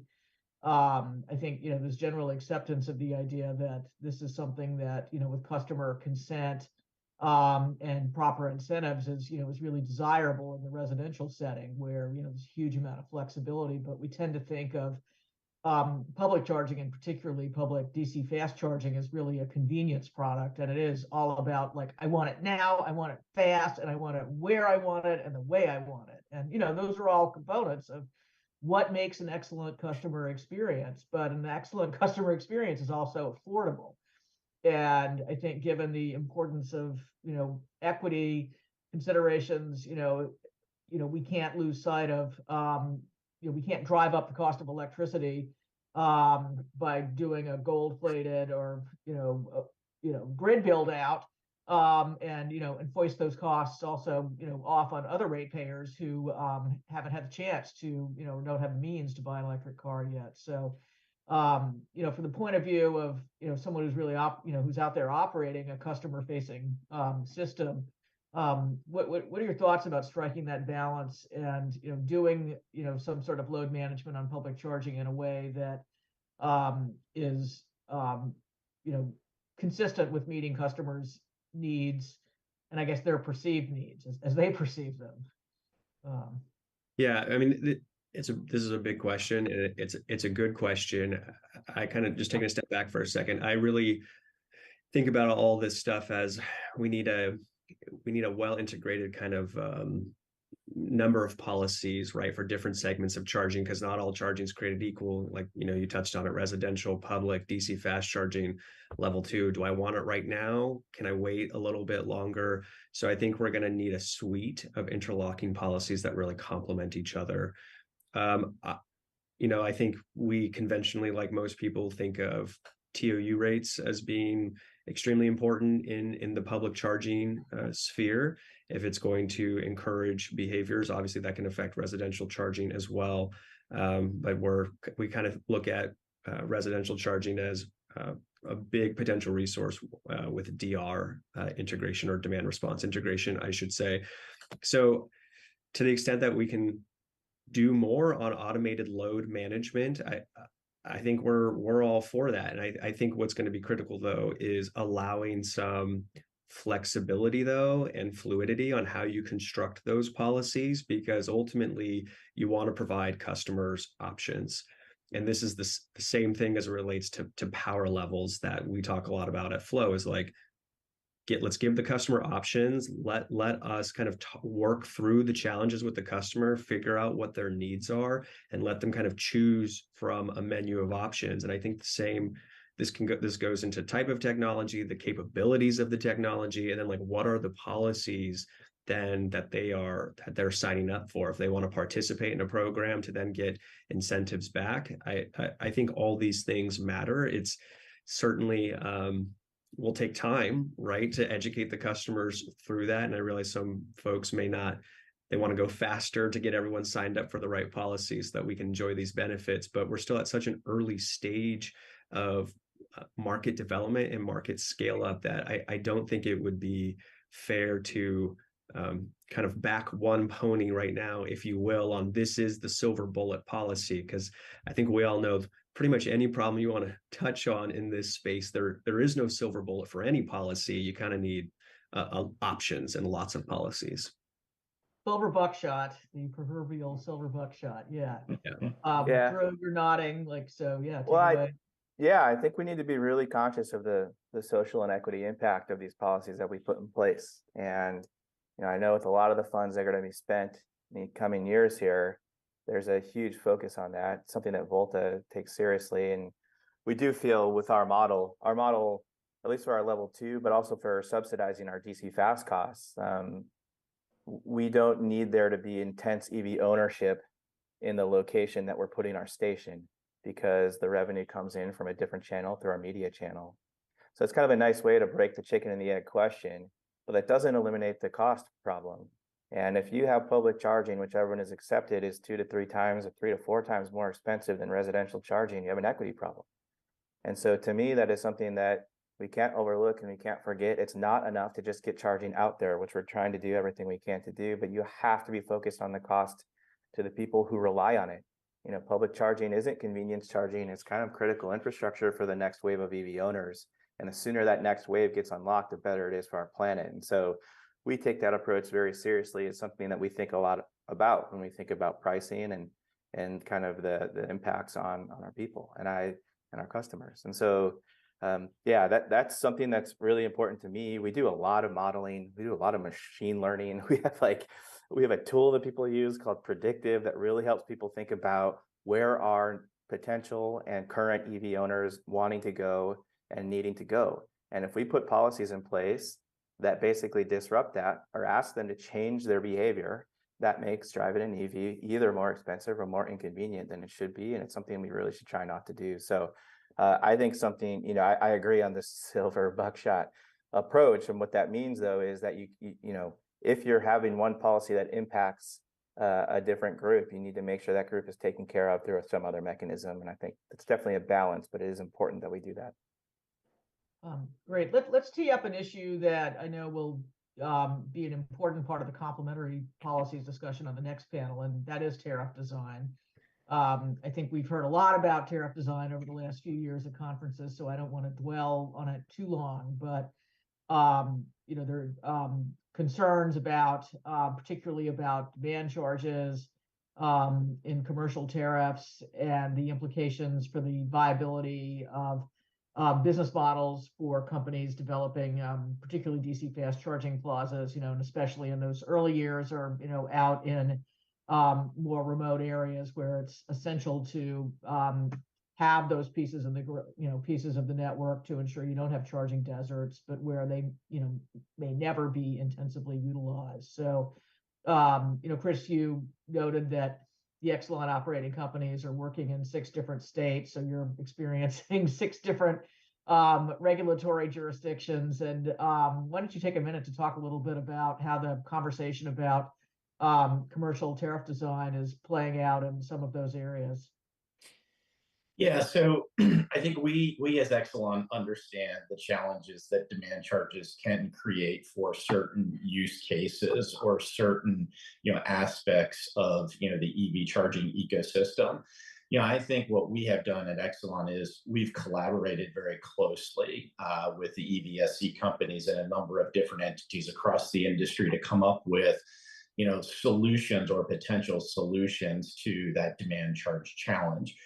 It's interesting because I think in the beginning, and I've watched this evolution play out across our service territories, in the beginning, it was a demand charge holiday. And that worked in some situations, and that didn't work in other situations. And I think what people need to really understand is that as we think about these programs, there are downstream effects of kind of providing these subsidies, if you will, around demand charge holidays or demand charge reductions. Someone has to pay for that at the end of the day. So what we've tried to do is work creatively to come up with solutions. And I think where we've migrated towards is looking more at utilization and adjusting demand charges based on utilization. And I think what you're starting to see in some of the newer demand charge relief programs is kind of that creativeness where the demand charge adjusts accordingly with utilization, which it should. And essentially, at some point, it is less expensive once the utilization gets to certain levels where having a demand charge is actually the most cost-efficient solution for the EVSE companies. But again, Nancy, I want to make sure that I mention it's challenging, and not every jurisdiction is the same. Some demand charges are higher, much higher in some jurisdictions than other jurisdictions. So I think it kind of goes a little bit back to that silver buckshot, if you will. But I would say we at Exelon have been more than willing to sit at the table and work not only with the EVSE companies, but other stakeholders to develop solutions that at least mitigate the near-term impacts of demand charges and allow the industry to kind of grow into those higher utilization rates over time. Right. Yeah. Actually, Chris, I think I should take a step backwards because I think we do have a pretty diverse audience, including some people who are probably not as deep in the weeds of utility rate design as some of us have been for many years of our career. Maybe just briefly, define a demand charge and say what the case is for demand charges. Like, why are they so pervasive today? Because we've heard a lot about what the problem is, but I think it's good to remind ourselves why they're there, and because that leads us to, okay, well, if we're not going to use this tool, then we got to use something else.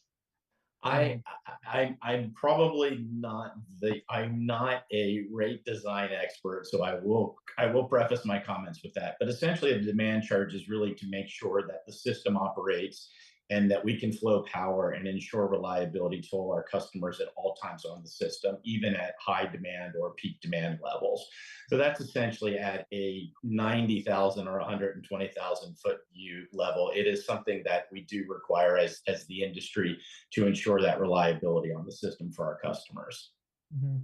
Yeah, I mean, maybe I'll, as an economist and a former regulator, I'll just augment that with, part of the rationale for it is, it's not just how much electricity you use, but, the largest amount that you use that, has a big impact on the size of the capacity of the wiring that goes to your site. So, traditionally demand charges are seen as a way to encourage the customer to smooth out their load because those are much more cost effective to serve. So if there's some ability to do that, again, we just talked about automated load management or various smart charging solutions for residential customers. That's great. I think it's, where we've had the problem is with DC fast charging, which, is really, a convenience solution, and it's all about fast. So Drew, I want to turn to you because, as someone who, again, spent all those years at Tesla, which built the first big DC fast charging system. And I've certainly driven by Tesla fast charging plazas that are packed with cars. So, what's your company's experience, or well, looking back to Tesla and then maybe looking ahead to Volta, but how did that play out over time for you all? Yeah, I think the investment decisions we make at Volta and Tesla are very different. Obviously, right. The ability to quote unquote subsidize your business model with vehicle sales allowed Tesla to be incredibly aggressive, whereas Volta never really got subsidies from anywhere, and basically was always, if you think about the networks out there, it's maybe one of the ones that is most focused, because it had to be focused on just the profit of the model itself. And so that's why you saw Volta come up with this media model and also stick with level 2 for so long. DC fast is very expensive. I think to operate specifically.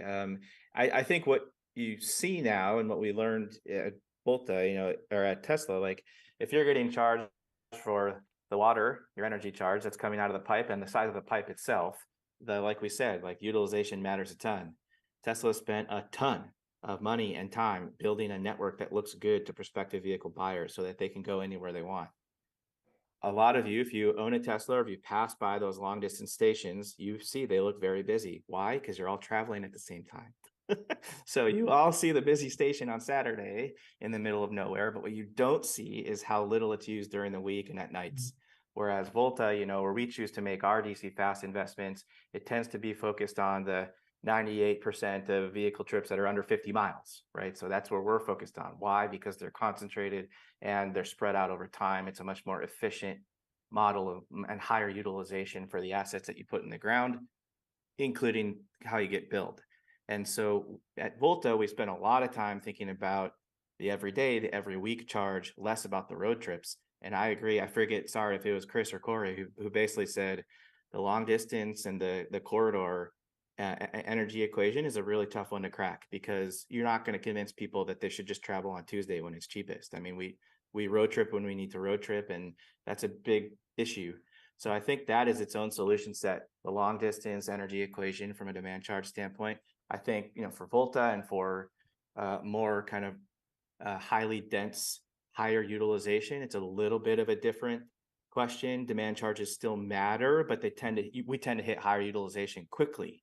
And so that then total cost of energy, levelized cost of energy is what really matters. Doesn't really matter if it's coming from demand or from electricity or energy charges. So. Thanks. Okay, yeah. So let's switch to really a totally different topic, but I think is again relevant to all of you in different ways and of great interest to our audience. And Gabe Klein talked about earlier. We've got 50 plans from 50 states plus DC and Puerto Rico, and that's a huge step forward. And those states are now getting ready to start dispersing funds, but the next question is how do we knit all those state networks together if our device to distribute funds is the state? How do we ensure that we get networks that enable people to complete trips around regions? And what are you looking to what the joint office needs to do for you? And again, I mean, I suppose how state governments can work together as well, but what's your wish list on that front? What are some questions you'd like to put in front of our next panel, which are some of the people who are going to have to make this happen? Corey, you want to start or go? No, well, Chris, you put your hand up first. Go ahead. Oh, Corey, I'll defer to you if you want to start. That's fine. Yeah. I could go either way, but I'll just jump in. I'll say, so you referenced Nancy that there's 50 plans, but we certainly don't have 50 unique networks across the US, right? So even though there's 50 plans, you want to make sure these are planned in more of like a regional context in mind. And so that means a lot of state to state coordination.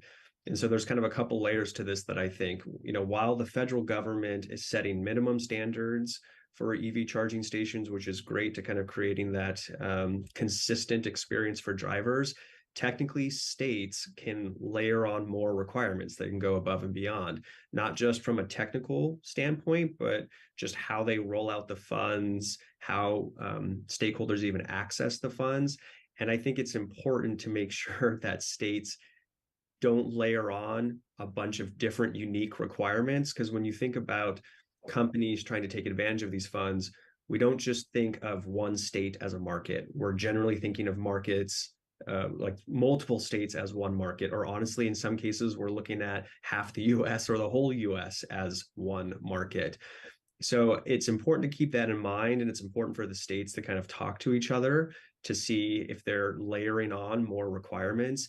And I think this is an important role for the joint office, is can they step in, connect the dots in a collaborative, constructive way, right? Connect the dots, help increase or expand communication going on between the various states in terms of how they're planning and what funds they're rolling out for when. I mean, technically states can get creative and say, we're only going to fund deploy chargers along these highways or these alternative fuel corridors in our state as of right now.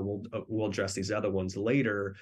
So how do we roll these funds out in kind of a consistent way? And so I guess maybe the question to the next panel that I would love to have answered is, well, how are they kind of stepping in and facilitating that collaboration? What are some of the aha moments that they're having when talking to states and getting to states to talk to each other? Great. Chris, you want to add some thoughts? Yeah, a couple of thoughts on NEVI. I think just to reinforce, this is a once in a lifetime opportunity and we have to get it right. And there was a lot that Gabe said in his opening remarks. I think that it really, I'd like to reinforce it's the regional development of the solution. Again, as Corey kind of just talked a lot about. I also think reliability and uptimes are really important. If you build it and it doesn't work, or it just doesn't function, it's not going to serve its purpose, and it's going to get a lot of people angry and not want to drive EVs, and that's not the goal. So a couple of things I think about as it relates to NEVI, and again, it was touched on before in Gabe's remarks, is that I think right now the focus is on the alternative fueled corridors within each state. I think as we get into year 2 and 3 of this program, that's really going to be a critical point for the Joint Office to really get the states, not only, Corey, just to talk to each other, but actually work together and develop more regional solutions and require these regional solutions to occur.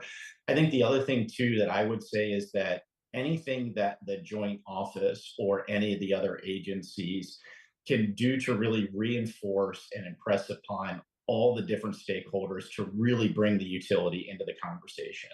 Again, as you think about Exelon with our presence in the Mid-Atlantic and the Midwest, we really can play a strong role in bringing a large ecosystem together that we currently have touch points with today. I think the other thing that I would really like to see from the Joint Office is helping us out from a regulatory perspective, right? There is an opportunity for us to utilize our utility make-ready programs that either exist today or that could be set up directly to help support the NEVI build-out, really focusing on that 20% cost share that Gabe had talked about.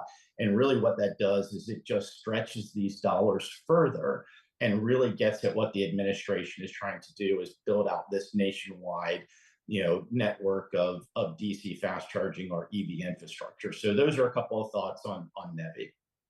If I jump back in for just a second, I just would love to say it's music to my ears to hear Chris say uptime and reliability. Anyone who has spent any time with Flow knows this is our favorite topic. So just had to chime in on that. Sure. So we've got 3 minutes left. I'm going to give you each one of them. And if you could just take the minute to, I want to end on a really positive note, and, would love to hear you cite, what's something new that's worked, that's come out of this, a novel approach, a new policy, a new partnership, but, what do you want to share with our audience that's new and you think is great, and, you encourage them to, look for a way to do. So, Drew, I'll start with you, and then we'll work back around through Corey and Chris. Sure. I think I've said a couple times that Volta's model is a little bit different than other operators. How we make money is a little bit different. How we view the financial economics of a station is a little bit different. And it's allowed us to do things that I'm hoping we can continue to focus on. So we spent a lot of time talking about NEVI and transport corridors, but I can't get away from that 98% number of trips under 50 miles. Like if we are really invested in making sure that the dollars are going to serve everybody, too much of a focus on road trips, I think, is a mistake. And so I want to make sure that everyone is doing that right. And we've talked a little bit about what those road trip challenges are, and they're totally real. I have a lot of thoughts on kind of the right way to incentivize uptime for stations that aren't going to get used that much. This is a very hard problem. It is doable. But I also want to make sure that when we think about the smart allocation of our dollars, we are looking at the models and looking at funding the cost and revenue streams that do serve a majority of the people and serve them equitably. So that's something that Volta is very, very interested in. We like going into communities that don't have charging and being able to say, now you have charging, and it's not going to cost you 70 cents a kilowatt hour because you're one of the few people who use it. I think that's like really, really important that we can, offer from the get-go. So that's something that I'm really excited about what we do at Volta. We can get ahead of the game. We can get ahead of utilization. The more models we put into place that are able to, in a financially attractive way, like I get it, but attack that type and that densification pre EV adoption in certain neighborhoods and regions and everything else, that's super important. Excited to do a lot more in that space.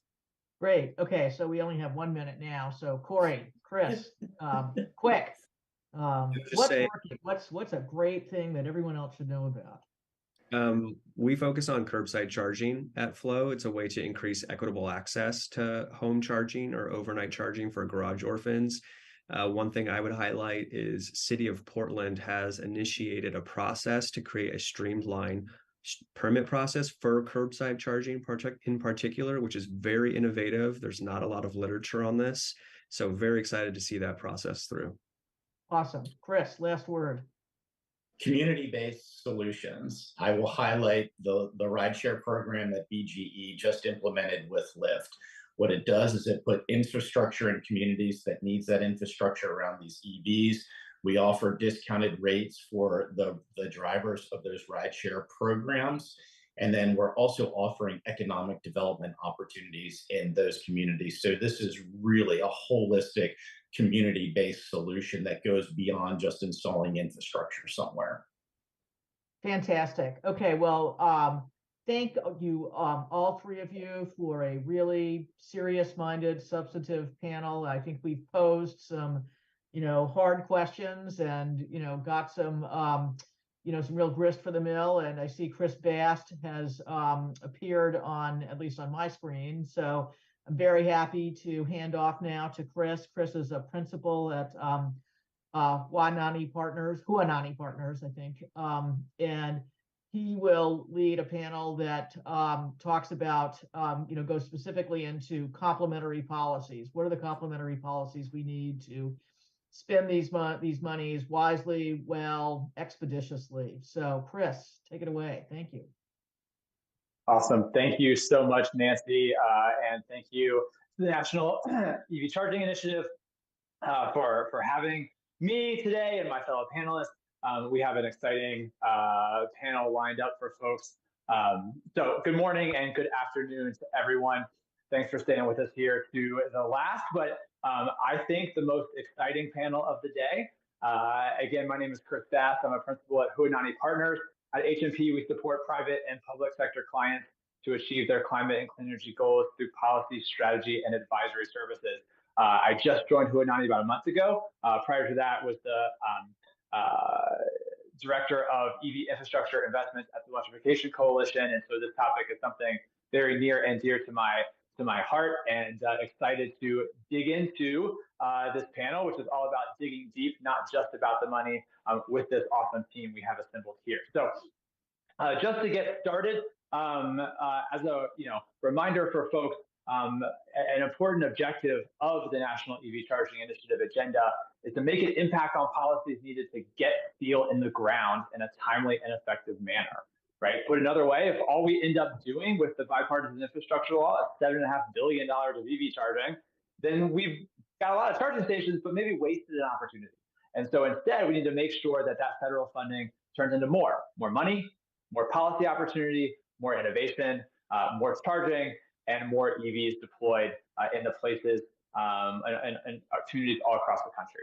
So we have a great panel lined up. I'm going to let each of them introduce themselves and tell us a little bit about who they are, why they are here, and their thoughts regarding the importance of complementary policy at the state, local, and utility level. And then we're going to get into some questions.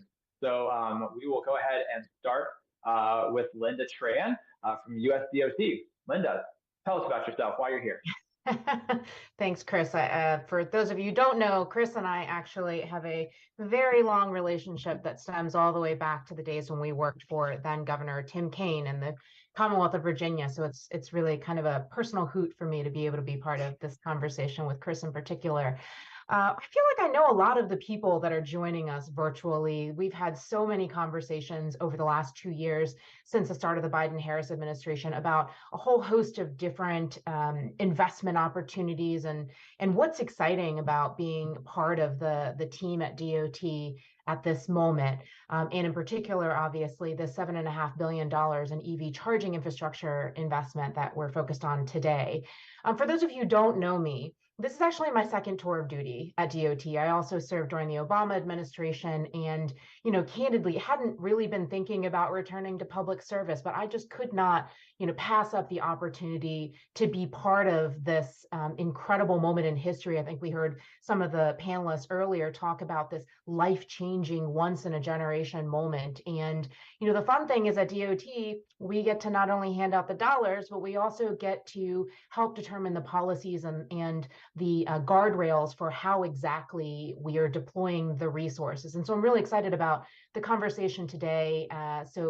I actually don't want to hold folks off too much from it, but I will say some of the things that are top of my mind right now that I find really exciting from the 30,000-foot federal level. Number one is that not only are we writing checks, but we're also seeing this incredible investment from the private sector, from other organizations that are also very clearly very invested in the moment that we're in. And ultimately, some of what we're really focused on from the DOT perspective, you've heard Secretary Buttigieg say before, is that it's not a question of if we electrify, but how fast, and whether we do so in a way that recognizes the contributions of workers and supports working people around this country, and that we do things better than we've done it in the past. So that's what's on my mind. I'm super excited to talk about some of the nitty-gritty details here, and I will relinquish the microphone. All right, thank you so much, Linda. Let's go next to Commissioner Catherine Peretick from the Michigan Public Service Commission. Hi, yeah, thanks, Chris. So, my name is Catherine Peretick. I'm a commissioner, one of 3 on the Michigan Public Service Commission. I've been on the commission for 2 years now. I come from the private sector previously as an energy storage project developer. I'm an engineer by training and spent 10 years thinking about how to use energy storage to strengthen and modernize our electric grid, which turns out it was a great setup for joining the Michigan Public Service Commission. I was also recently named chair of the National Association of Regulatory Utility Commissioners, or NARUC, their EV state working group. This is the largest of the NARUC working groups, with a majority of all state commissions represented, including 37 commissioners, I think, is the most recent number that I have. We host monthly webinars that are open to all. So from my spot now as chair of the working group and as one of the 3 commissioners for the state of Michigan, which I think is particularly important as the automotive state and home to the original big 3 American automakers, I spend a lot of time thinking about how to get the transportation electrification transition right. It's an incredibly complex situation, as we've heard from many of the panelists throughout the day today, and there's just a lot of change that's happening very quickly. Lots of moving parts, lots of stakeholders, both from the traditional regulatory perspective, as well as new stakeholders that aren't as familiar with the process. So taking that and then layering on all of the federal funding and state and national goals to accelerate this transition to electrification, it really makes conversations like the one we're having right now so important. Thank you, Catherine. Next, for introduction, we're going to go to Brittany Kohler from the National League of Cities.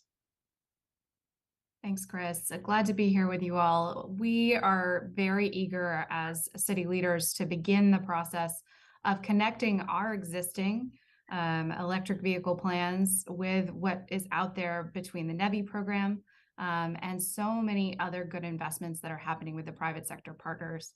But as everyone has said in the past, it's important that we get this right, but we also do it in a way that's connected and holistic.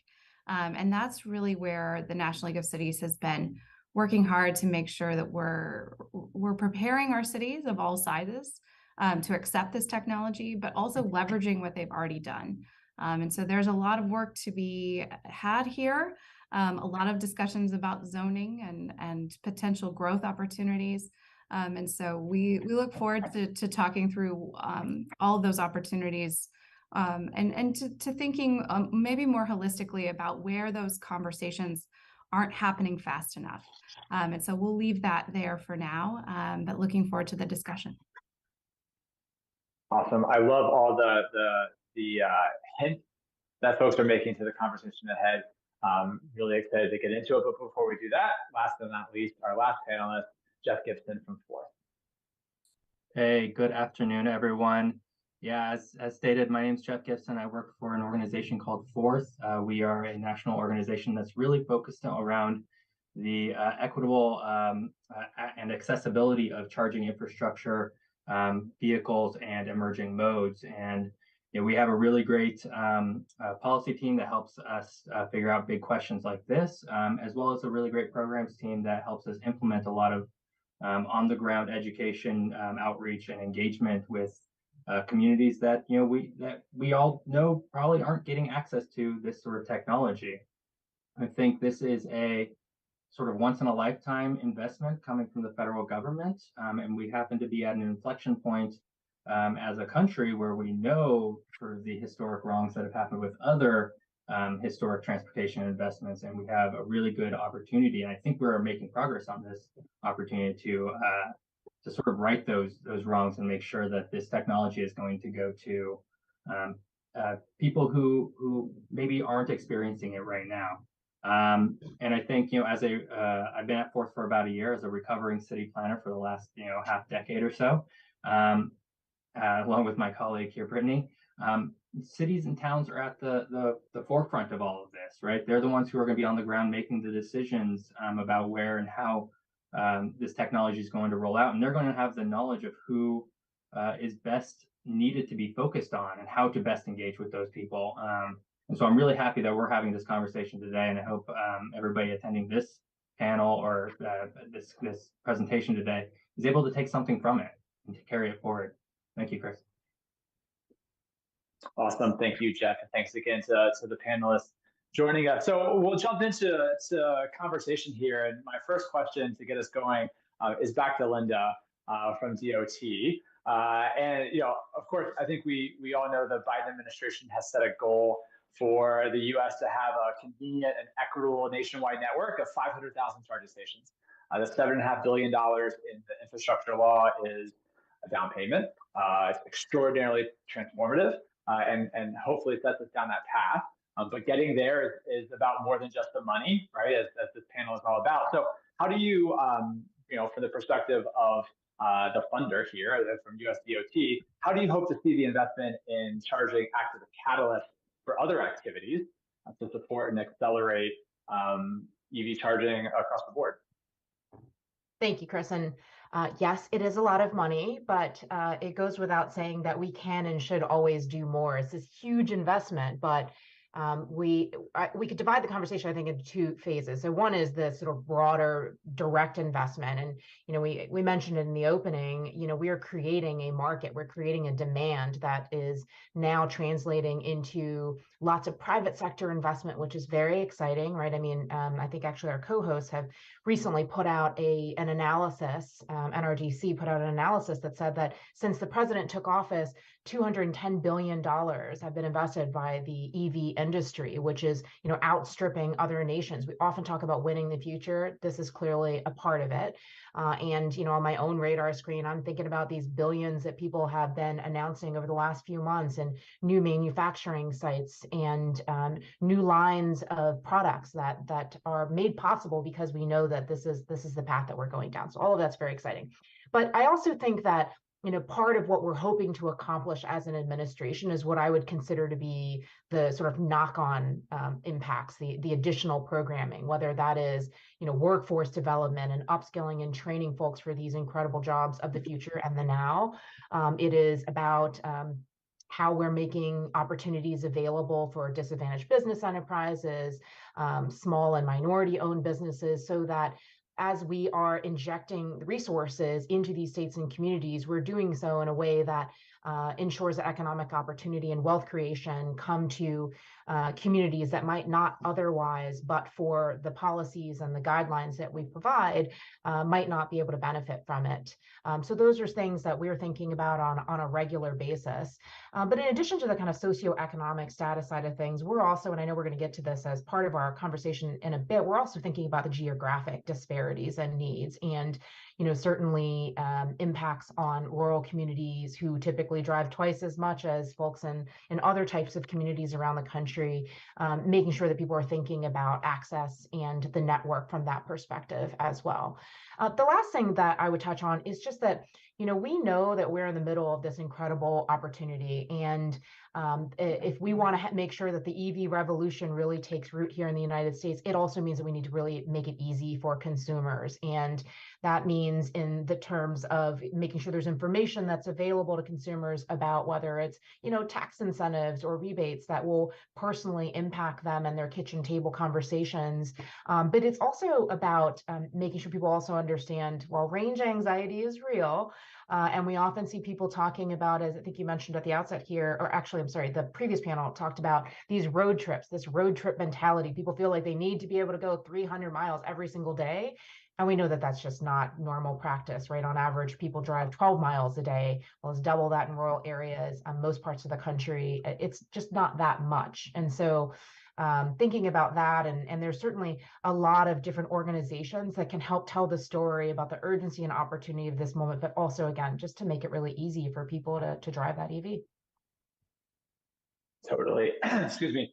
Totally. And it seems like one of the ways that the federal government thinks about this money as being more than just money is how the programs are being put together to spend it. And one of the things that's been most, it seems to me to be most influential, is the creation of the Joint Office of Energy and Transportation. I know we heard from Gabe Klein earlier, and I wonder if anybody on the panel can speak to how you've seen the Joint Office, as a catalyst to help this money go farther. Well, so I'm intimately familiar with how it was developed and created and the kind of regular conversations that are going on. I'd actually love to hear from others what you're experiencing from JPO. Yeah, I can chime in, maybe not so much about the Joint Office directly, but I love the word catalyst here, Chris, because I think it really does get at a point of how much we can really do with all of this money that's going into charging infrastructure. And I think, as professionals inside this industry, as certainly the Joint Office and DOE and DOT, I encourage them to start thinking a little more broadly about what charging infrastructure means. I run our charging infrastructure group here at Fourth, and largely what I'm focused right now on is vehicles. However, I also know that we work a lot in e-tractors, right?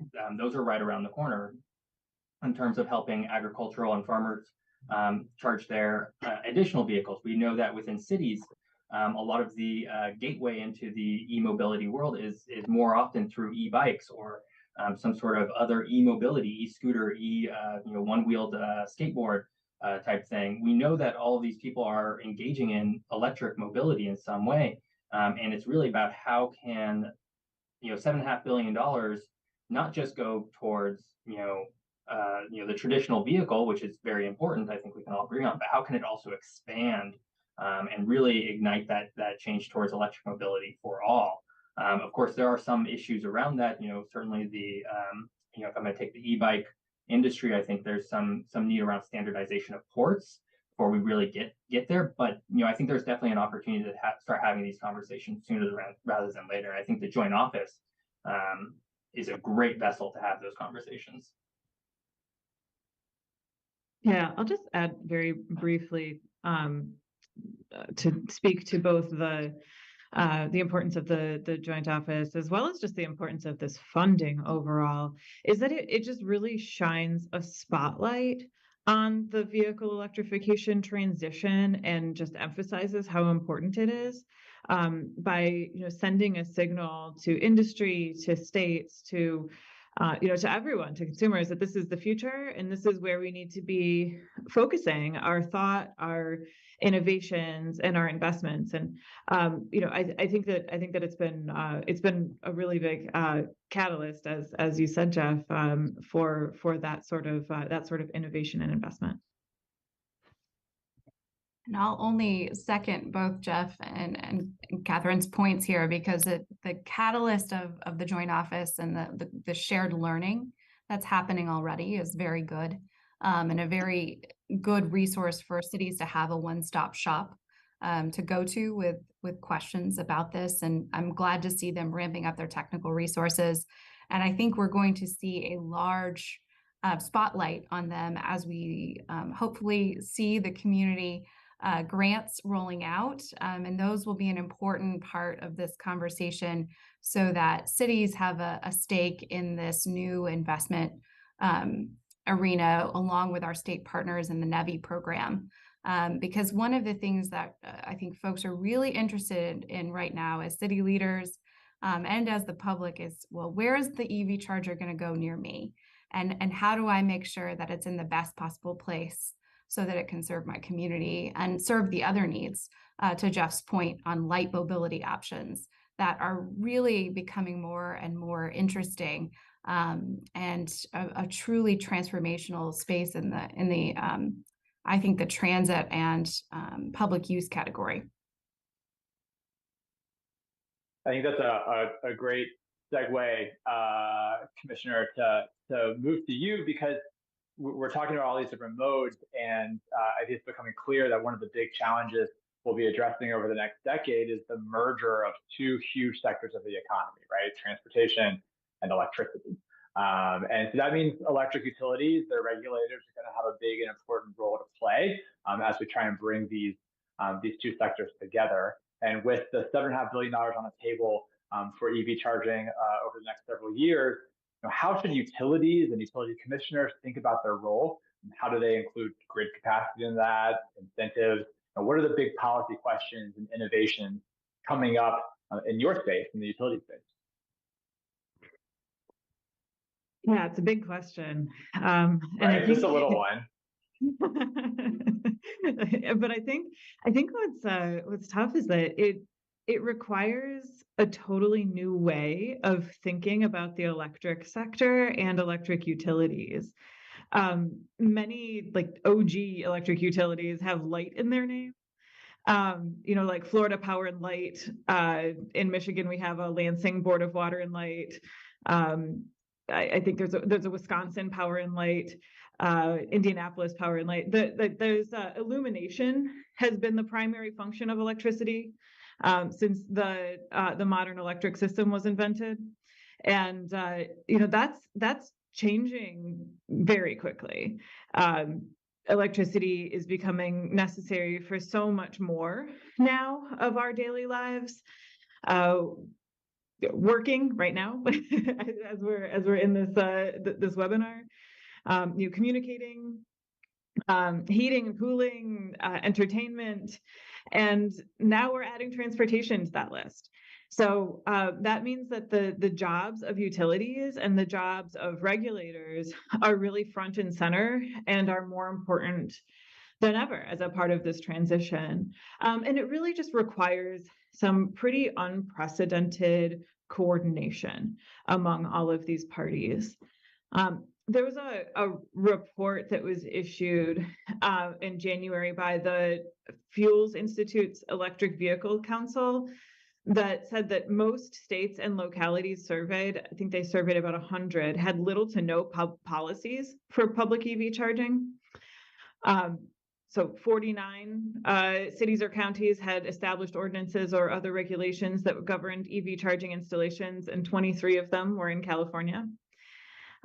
So these are things like requirements for parking, for signage, for design, EV-ready building codes, permitting specific to non-residential charging stations, EV parking spaces, that sort of thing. That's going to change. That's going to change quickly.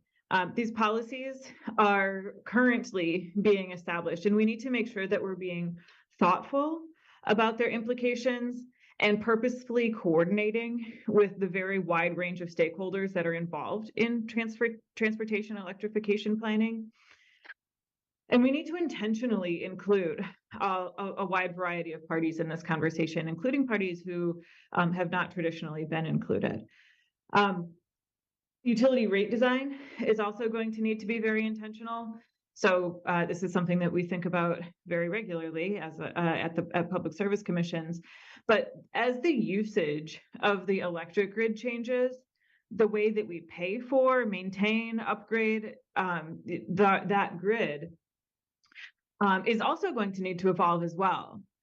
So one thing that I'd like to highlight and particularly focus a bit on the Midwest for this conversation is innovation. So both from technology innovation and policy innovation for the Midwest. And I'm gonna list a few things that we've been able to accomplish over the course of actually pretty recently in the last few years.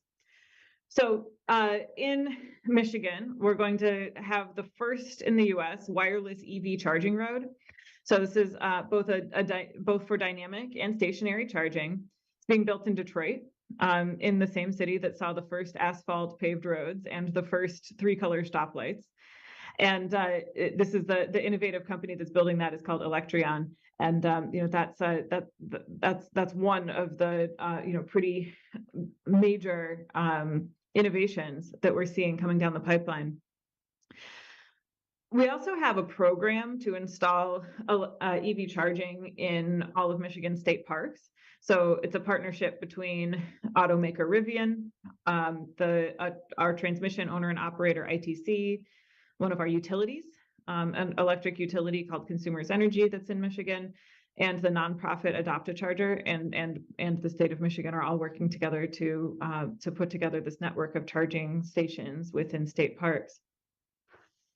And part of that is the Lake Michigan Circuit, or what we're calling or what some people have started calling the Electric Route 66. So this is a collaboration between the states of Michigan, Illinois, and Wisconsin to build and maintain charging stations all around the perimeter of Lake Michigan in their home states. There'll be chargers installed in these key coastal communities at lighthouses, state parks, breweries, wineries, restaurants, small businesses along a planned route. And that's that sort of coordination that we're really looking to see. And even farther down that path of coordination is the REV Midwest Coalition, which is the Regional Electric Vehicle Midwest, is what REV stands for. And it really gets to the point in the question that Corey Bullis from Flow had for our panel in the last discussion about regional planning for EVs. And this REV Midwest is a partnership between 5 Midwest states, so Illinois, Indiana, Michigan, Minnesota, and Wisconsin, that will make it easier to find charging stations, have the goal of improving public health, position the Midwest at the forefront for both private investment and for federal funding. So this coalition has also promised to work together to enable an equitable transition to EVs with a specific consideration for communities that are historically disadvantaged. So it's these sorts of partnerships, it's these sorts of coordination that's becoming really important and at the forefront of how I'm thinking about the transition. Yeah, I think one of the things, first off, I'm going to take away OG power companies is a big takeaway for me. And you're right, I used to work for the city of Seattle City Light, always was, the name there. So it's key, as we were bringing these sectors together, a reminder for state DOTs that working with their utility and working with their utility commission is a key partnership. Also key to those partnerships, I think, is cities. And so, Brittany, this is my segue to you, that, most of the infrastructure law funding is ultimately being programmed and deployed by states. But on the ground, when charging stations are being installed, the soft cost of installation, the rules that installations have to follow, the way people experience and interact with the charging station, those are all determined by local government, mostly. And so similar to the utility perspective, what are the big policy questions, innovations, conversations that are happening now and that you expect at the local level, and how is $7.5 billion affecting the way that cities think about charging infrastructure in their communities.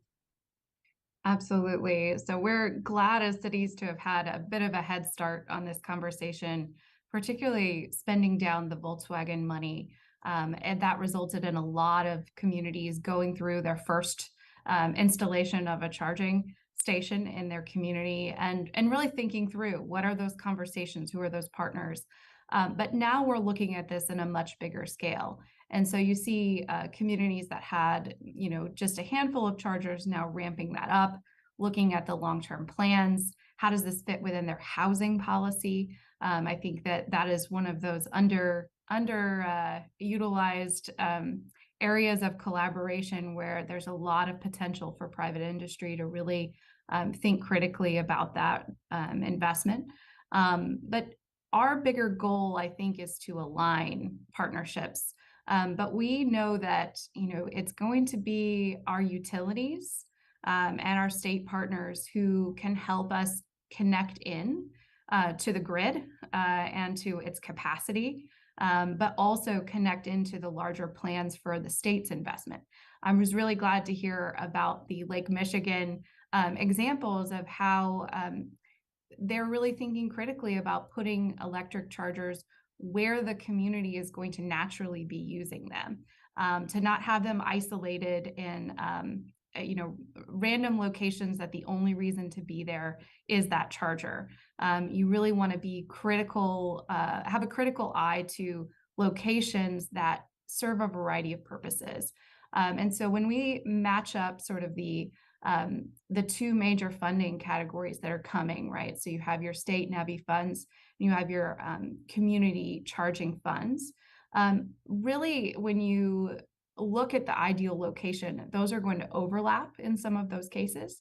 And then you're going to see the community chargers that fill in those gaps, places where they may not seem like a great concept on a map, on a piece of paper. But when you talk to the community, they can say, oh, right there, we have a new development coming in. We have a new employer nearby. We're really thinking about what the location would be in this community for a hub.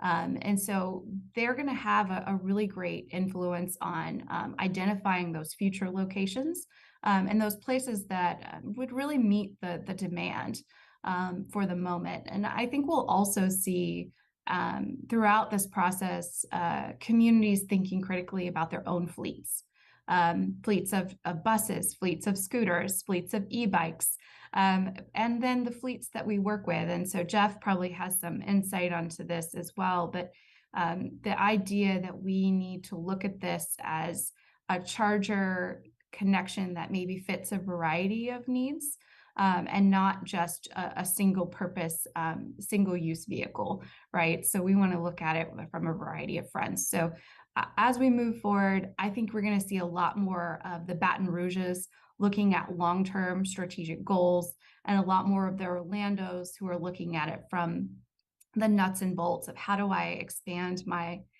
internal ordinances to expedite EV arrivals throughout our system. And so we'll continue to keep a good list of those city case examples who are moving forward. Our new electric vehicle primer has a list of different cities who have taken on different pieces of this puzzle. And so if you're looking for those case studies, that's a great resource for you as well. But I'll leave it there, Chris. I think that the work that we have to do, though, is essential that we do it now. And so if you haven't had conversations with your city leaders and you're sitting on this phone call, that's my one piece of advice to you, is that we want to hear from you. We want to hear what you want to do, and we want to share with you where we think there's a lot of opportunity. I think that's great advice. Anybody else have any thoughts about local government? I think this idea of so much attention is being paid to the states, right? Because states are the recipients of the formula funds, and states are putting the plans together. But when it comes down to it, right? I mean, it's in a local community that these charging stations are gonna live and breathe. And what's the best way to make sure that they're being deployed where they need to go is working with your local community. And Jeff, as we turn to you, 5-10 years from now, we look back at the infrastructure law and the NEVI program, and hopefully we're going to be looking at a package, a suite of case studies of cities and states and communities that have done this really well. And I'm wondering if, from your perspective, if you have ideas and thoughts about what are the commonalities amongst those communities that did it well, right? What are the best practices for how states and local governments leverage this opportunity to make their money go farther and drive additional funding and promote policy changes that accelerate the EV transition across all modes, as you talked about before? Yeah. How much time do I have? I think the great thing, no. Jeff, before you get going, I'll just say, I think the great thing, and folks taking away from this, is like, we're throwing out so many ideas here, right? From the utility sector and local government and et cetera, like so many ideas that I hope folks watching are taking notes and saying, hey, we're going to run with this one, or we're going to run with that one. So, throw that spaghetti on the wall and we'll see what sticks. I really do think the states and cities that are going to see the most success are going to be the ones that are seeing the $7.5 billion of public charging as an extra, as a here's things we can do, but it's not our main goal. Our main goal is to ensure that people have whatever kind of charging they need. And I think broadly, we all know, as professionals in this industry, we all generally know that charging at home is going to be your cheapest and best option for the vast majority of people. It's just the way that the electricity works, the fact that you don't have to rely on publicly accessible chargers and all that kind of stuff just makes it a lot more viable for a large part of people. So the states and cities that I see as succeeding are going to be the ones who are looking at, well, how can we ensure that our people who live in apartments are able to charge at home? My state is going to be rolling out a charging rebate program where people who own apartments can get a large percentage of their costs covered for level 1 chargers, which is just a plug basically. And doesn't cost that much. And while we might think, level 1 chargers aren't, sufficient for most people's needs, the truth is, 3 to 5 miles is not per, whatever hour, 2 hours is not that much. It will satisfy a large chunk of people's needs, and it won't be that cost intensive for the apartment owner. It won't be that cost intensive for the people who are charging their vehicles every night. Same with workplace charging, right? People who still have to commute into work, and I'm not just talking about the big offices. I'm not talking about the Nikes and the Microsofts and the these big multi 1,000-pound compounds of workers, but your strip malls, your localities where how are cities thinking about offering workers who work in retail locations going to be charging their vehicles or their e-bikes for that matter? I think there's a lot of cities and regions around the country that are starting to think about some of these solutions, and I think they will far and away see the most success well after the $7.5 billion is spent. No, excuse me. A question for maybe for all of you. I'm going to go off script a little bit here, and if a charger is in the wild but nobody is there to charge on it, does it charge a vehicle, right, or something like that? And so I'm wondering, as we think about complementary policy here, from y'all's perspectives, how you think about vehicle policy. The Inflation Reduction Act is a huge federal complementary policy to the charging investments, right? Because it's going to get through the rebates and the various incentives, more electric vehicles on the road from utilities and states and cities. What are y'all seeing in terms of non-charging related policy innovations to help get more EVs on the roads where these charging stations are used, and especially across a diverse set of communities, perhaps?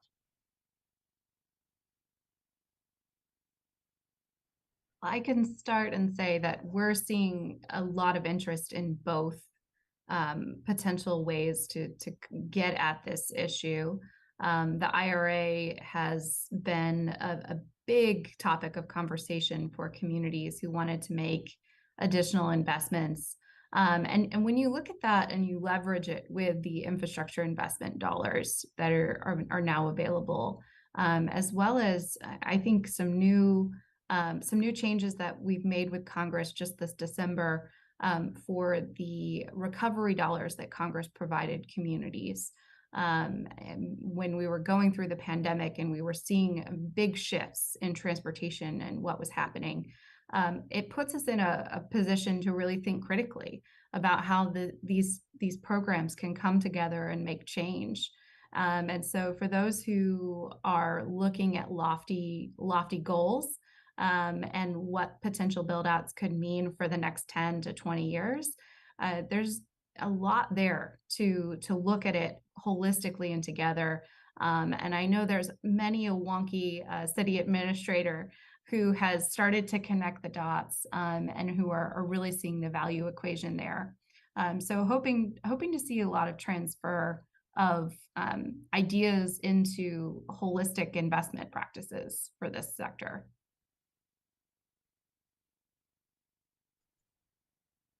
And a shout out to all my wonky friends. Always shouts out. Commissioner, go for it. Okay, sorry. I can talk briefly about how we're thinking about it at the commission level too. One of the advantages of being in the position on a public service commission is a convening power. So the ability to get groups of people together and force them to talk. And that's something that has been really helpful for electric vehicles and for planning for the grid for servicing those electric vehicles eventually. So we're thinking pretty extensively about transportation electrification plans specifically that would be developed in a process that brings in many different stakeholders, many different voices, and making sure that those all of those varied inputs are heard, and make sure that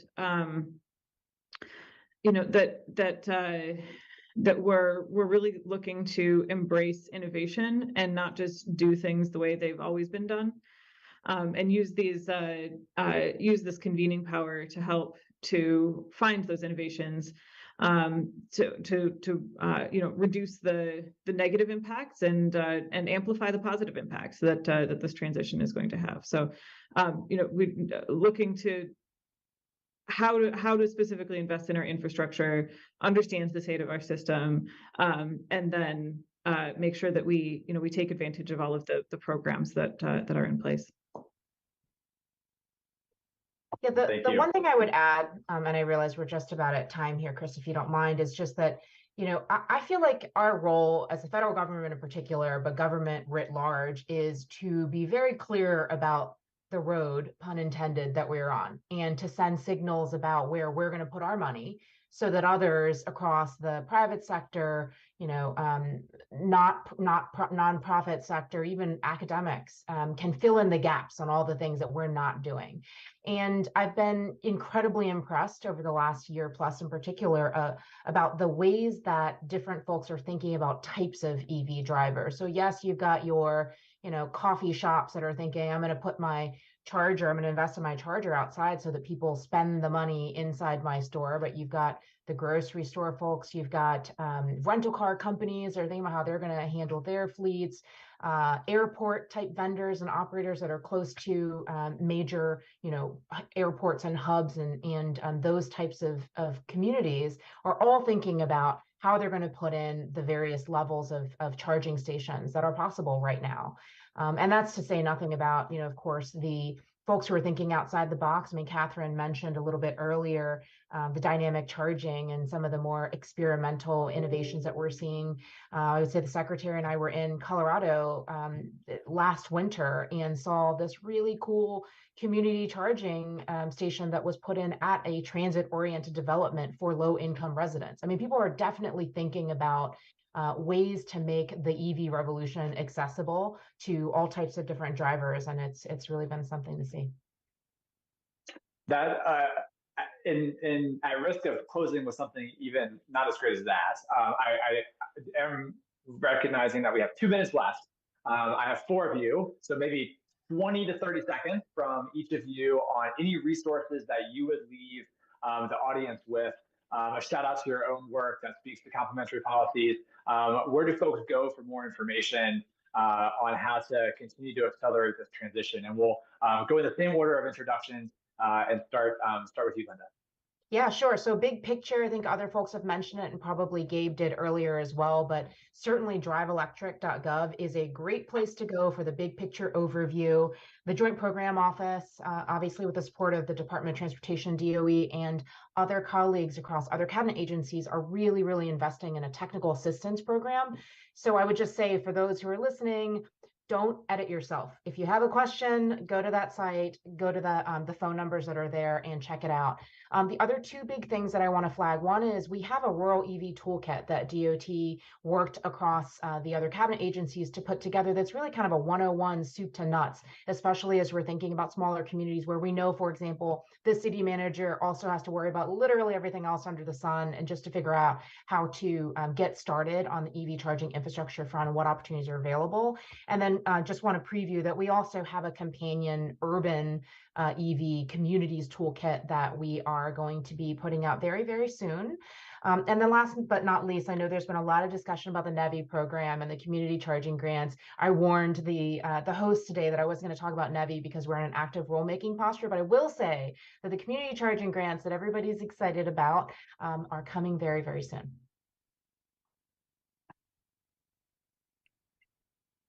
Thirty seconds. Anybody else? 10 seconds from anybody. Brittany, what you got? I'll just say cities are open for EV business and looking forward to more conversations. I'll also just plug, don't miss your procurement manager in your outreach as you go through this process. Commissioner Nehru. Yeah, I'll just say participate in your state and local government processes. We need all of the ideas. We need all the voices. For me in particular, your state utility commission proceedings. I know they're not fun, but we need your voices. And also get involved in the NARUC EV state working group. I want as many good ideas as I can get. Jeff? Yeah, I'll just be really quick. We at Fourth, we're here to help. fourthmobility.org. Come visit us. Check us out. That's all. Excellent. Thank you so much, everybody. Linda, we are going to look for that information soon, whatever that means these days. And with that, thanks to all of you. Thanks everybody for joining us. Max and Colleen, I think it is time for me to turn it back over to you. Yes, thank you so much, Chris. And thanks everyone for participating and leading this important and timely discussion.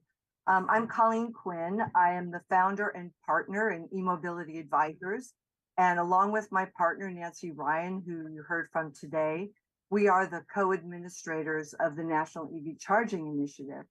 And part of what I want to do is, first of all, express our appreciation for NRDC's leadership in this initiative. We heard from Drew Caputo. He was, opened and welcomed our session today. And we really do appreciate their investment and support in this important activity. I also want to thank our community partners that have helped us spread the word for this summit. That includes Fourth. Jeff was a panelist today. Clean Fuels Michigan, focusing on our, Midwest approach in our sessions, and then Advanced Energy United. Pivot to the States is all about creating action for deployment of a national EV charging initiative. Our 35 national organizations and signatories have stood up an important set of principles with the purpose of really influencing and guiding state activities. Over the past year, we have reached out to 15 states that were identified as priority states.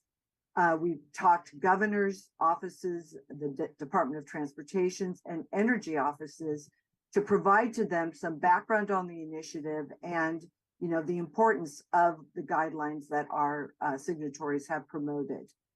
So I also want to mention that we put this summit together with the idea of really a call to action. And we chose the titles of these various panels to enable this proactive activity. We purposely used progressive tenses. I want to thank my grammar school English teachers for guiding that. But the words of hitting the road, getting it built, and digging deep. This is the proactive intention of what we wanted to talk about today. I also want to thank the headline speakers, including Gabe and panelists, for bringing their expertise and perspective. I'm just going to highlight a few things of what we heard today. From Gabe, he talked about the progress at the joint office and the importance of collaboration, and of course the anticipated release of the NPRM. And I loved what he said on a personal note.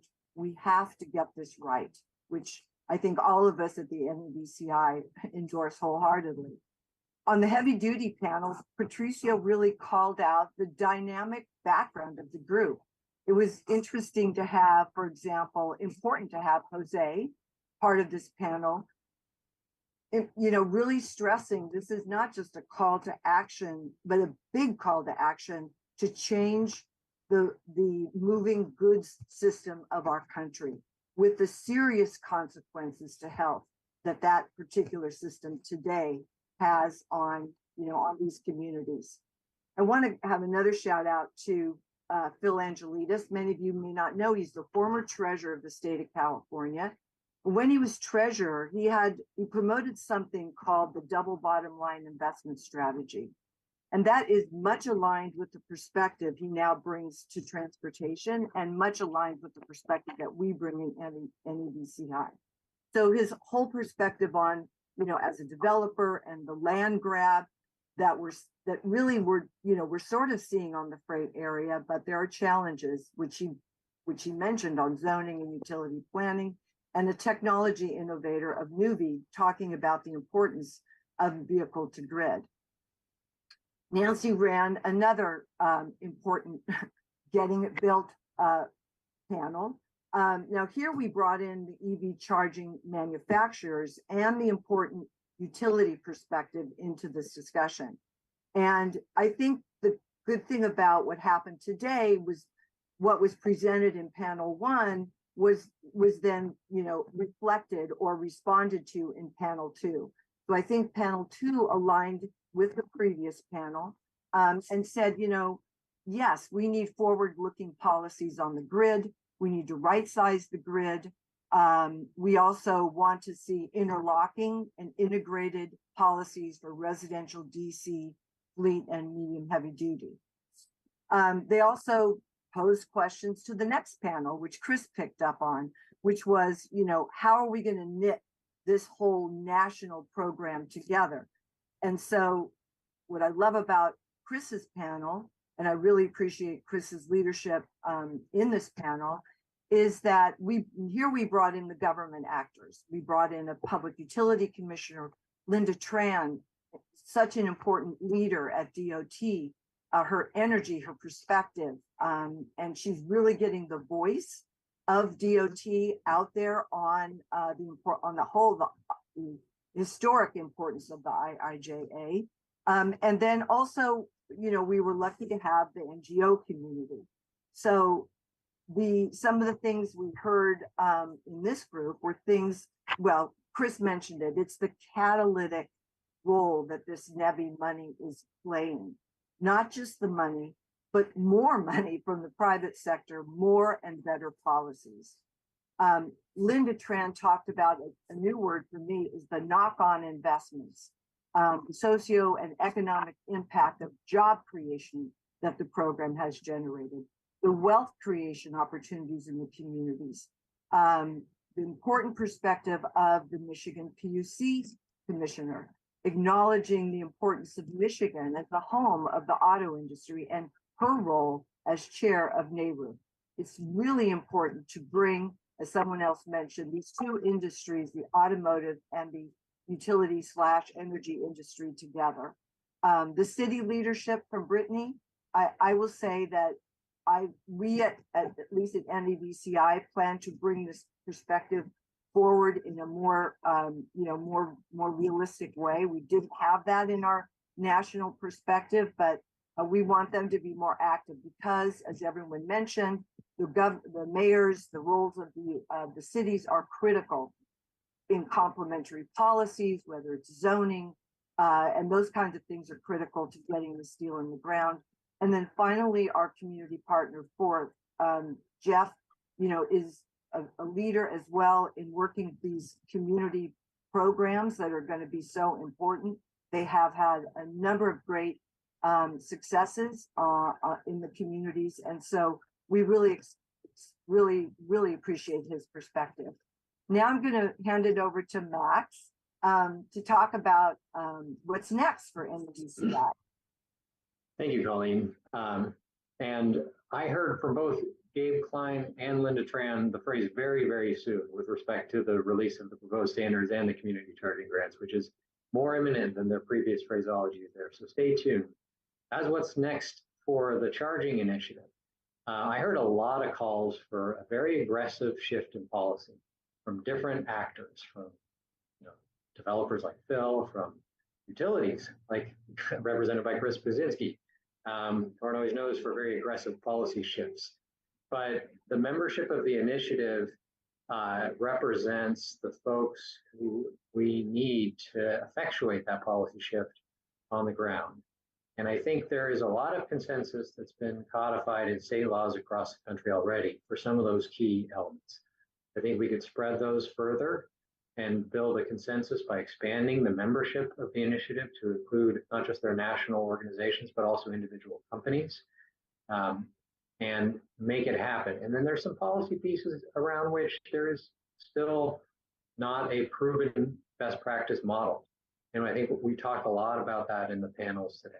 And in our subsequent Western Charging Summit, focusing on what are the real policies that we need to shift the planning timeline to get stuff built on time, energized, and keeping it on for longer. There's been some policy work on that, but I think there needs to be more. And the good news is that the initiative and some of the speakers we heard from today are the right people to inform that policy design. So we hope to host a series of webinars this coming year to build and forge consensus around some of those model policies, and then arm our membership with model legislative language to go make it happen and take it back to your home state and individually or collectively and turn it into law. So that should be fun. Look forward to working with all of you and making a difference in this world. And I think, as Jose put it from El Vejo, we have to act now to save lives. So it is a time-sensitive matter. So thank you all.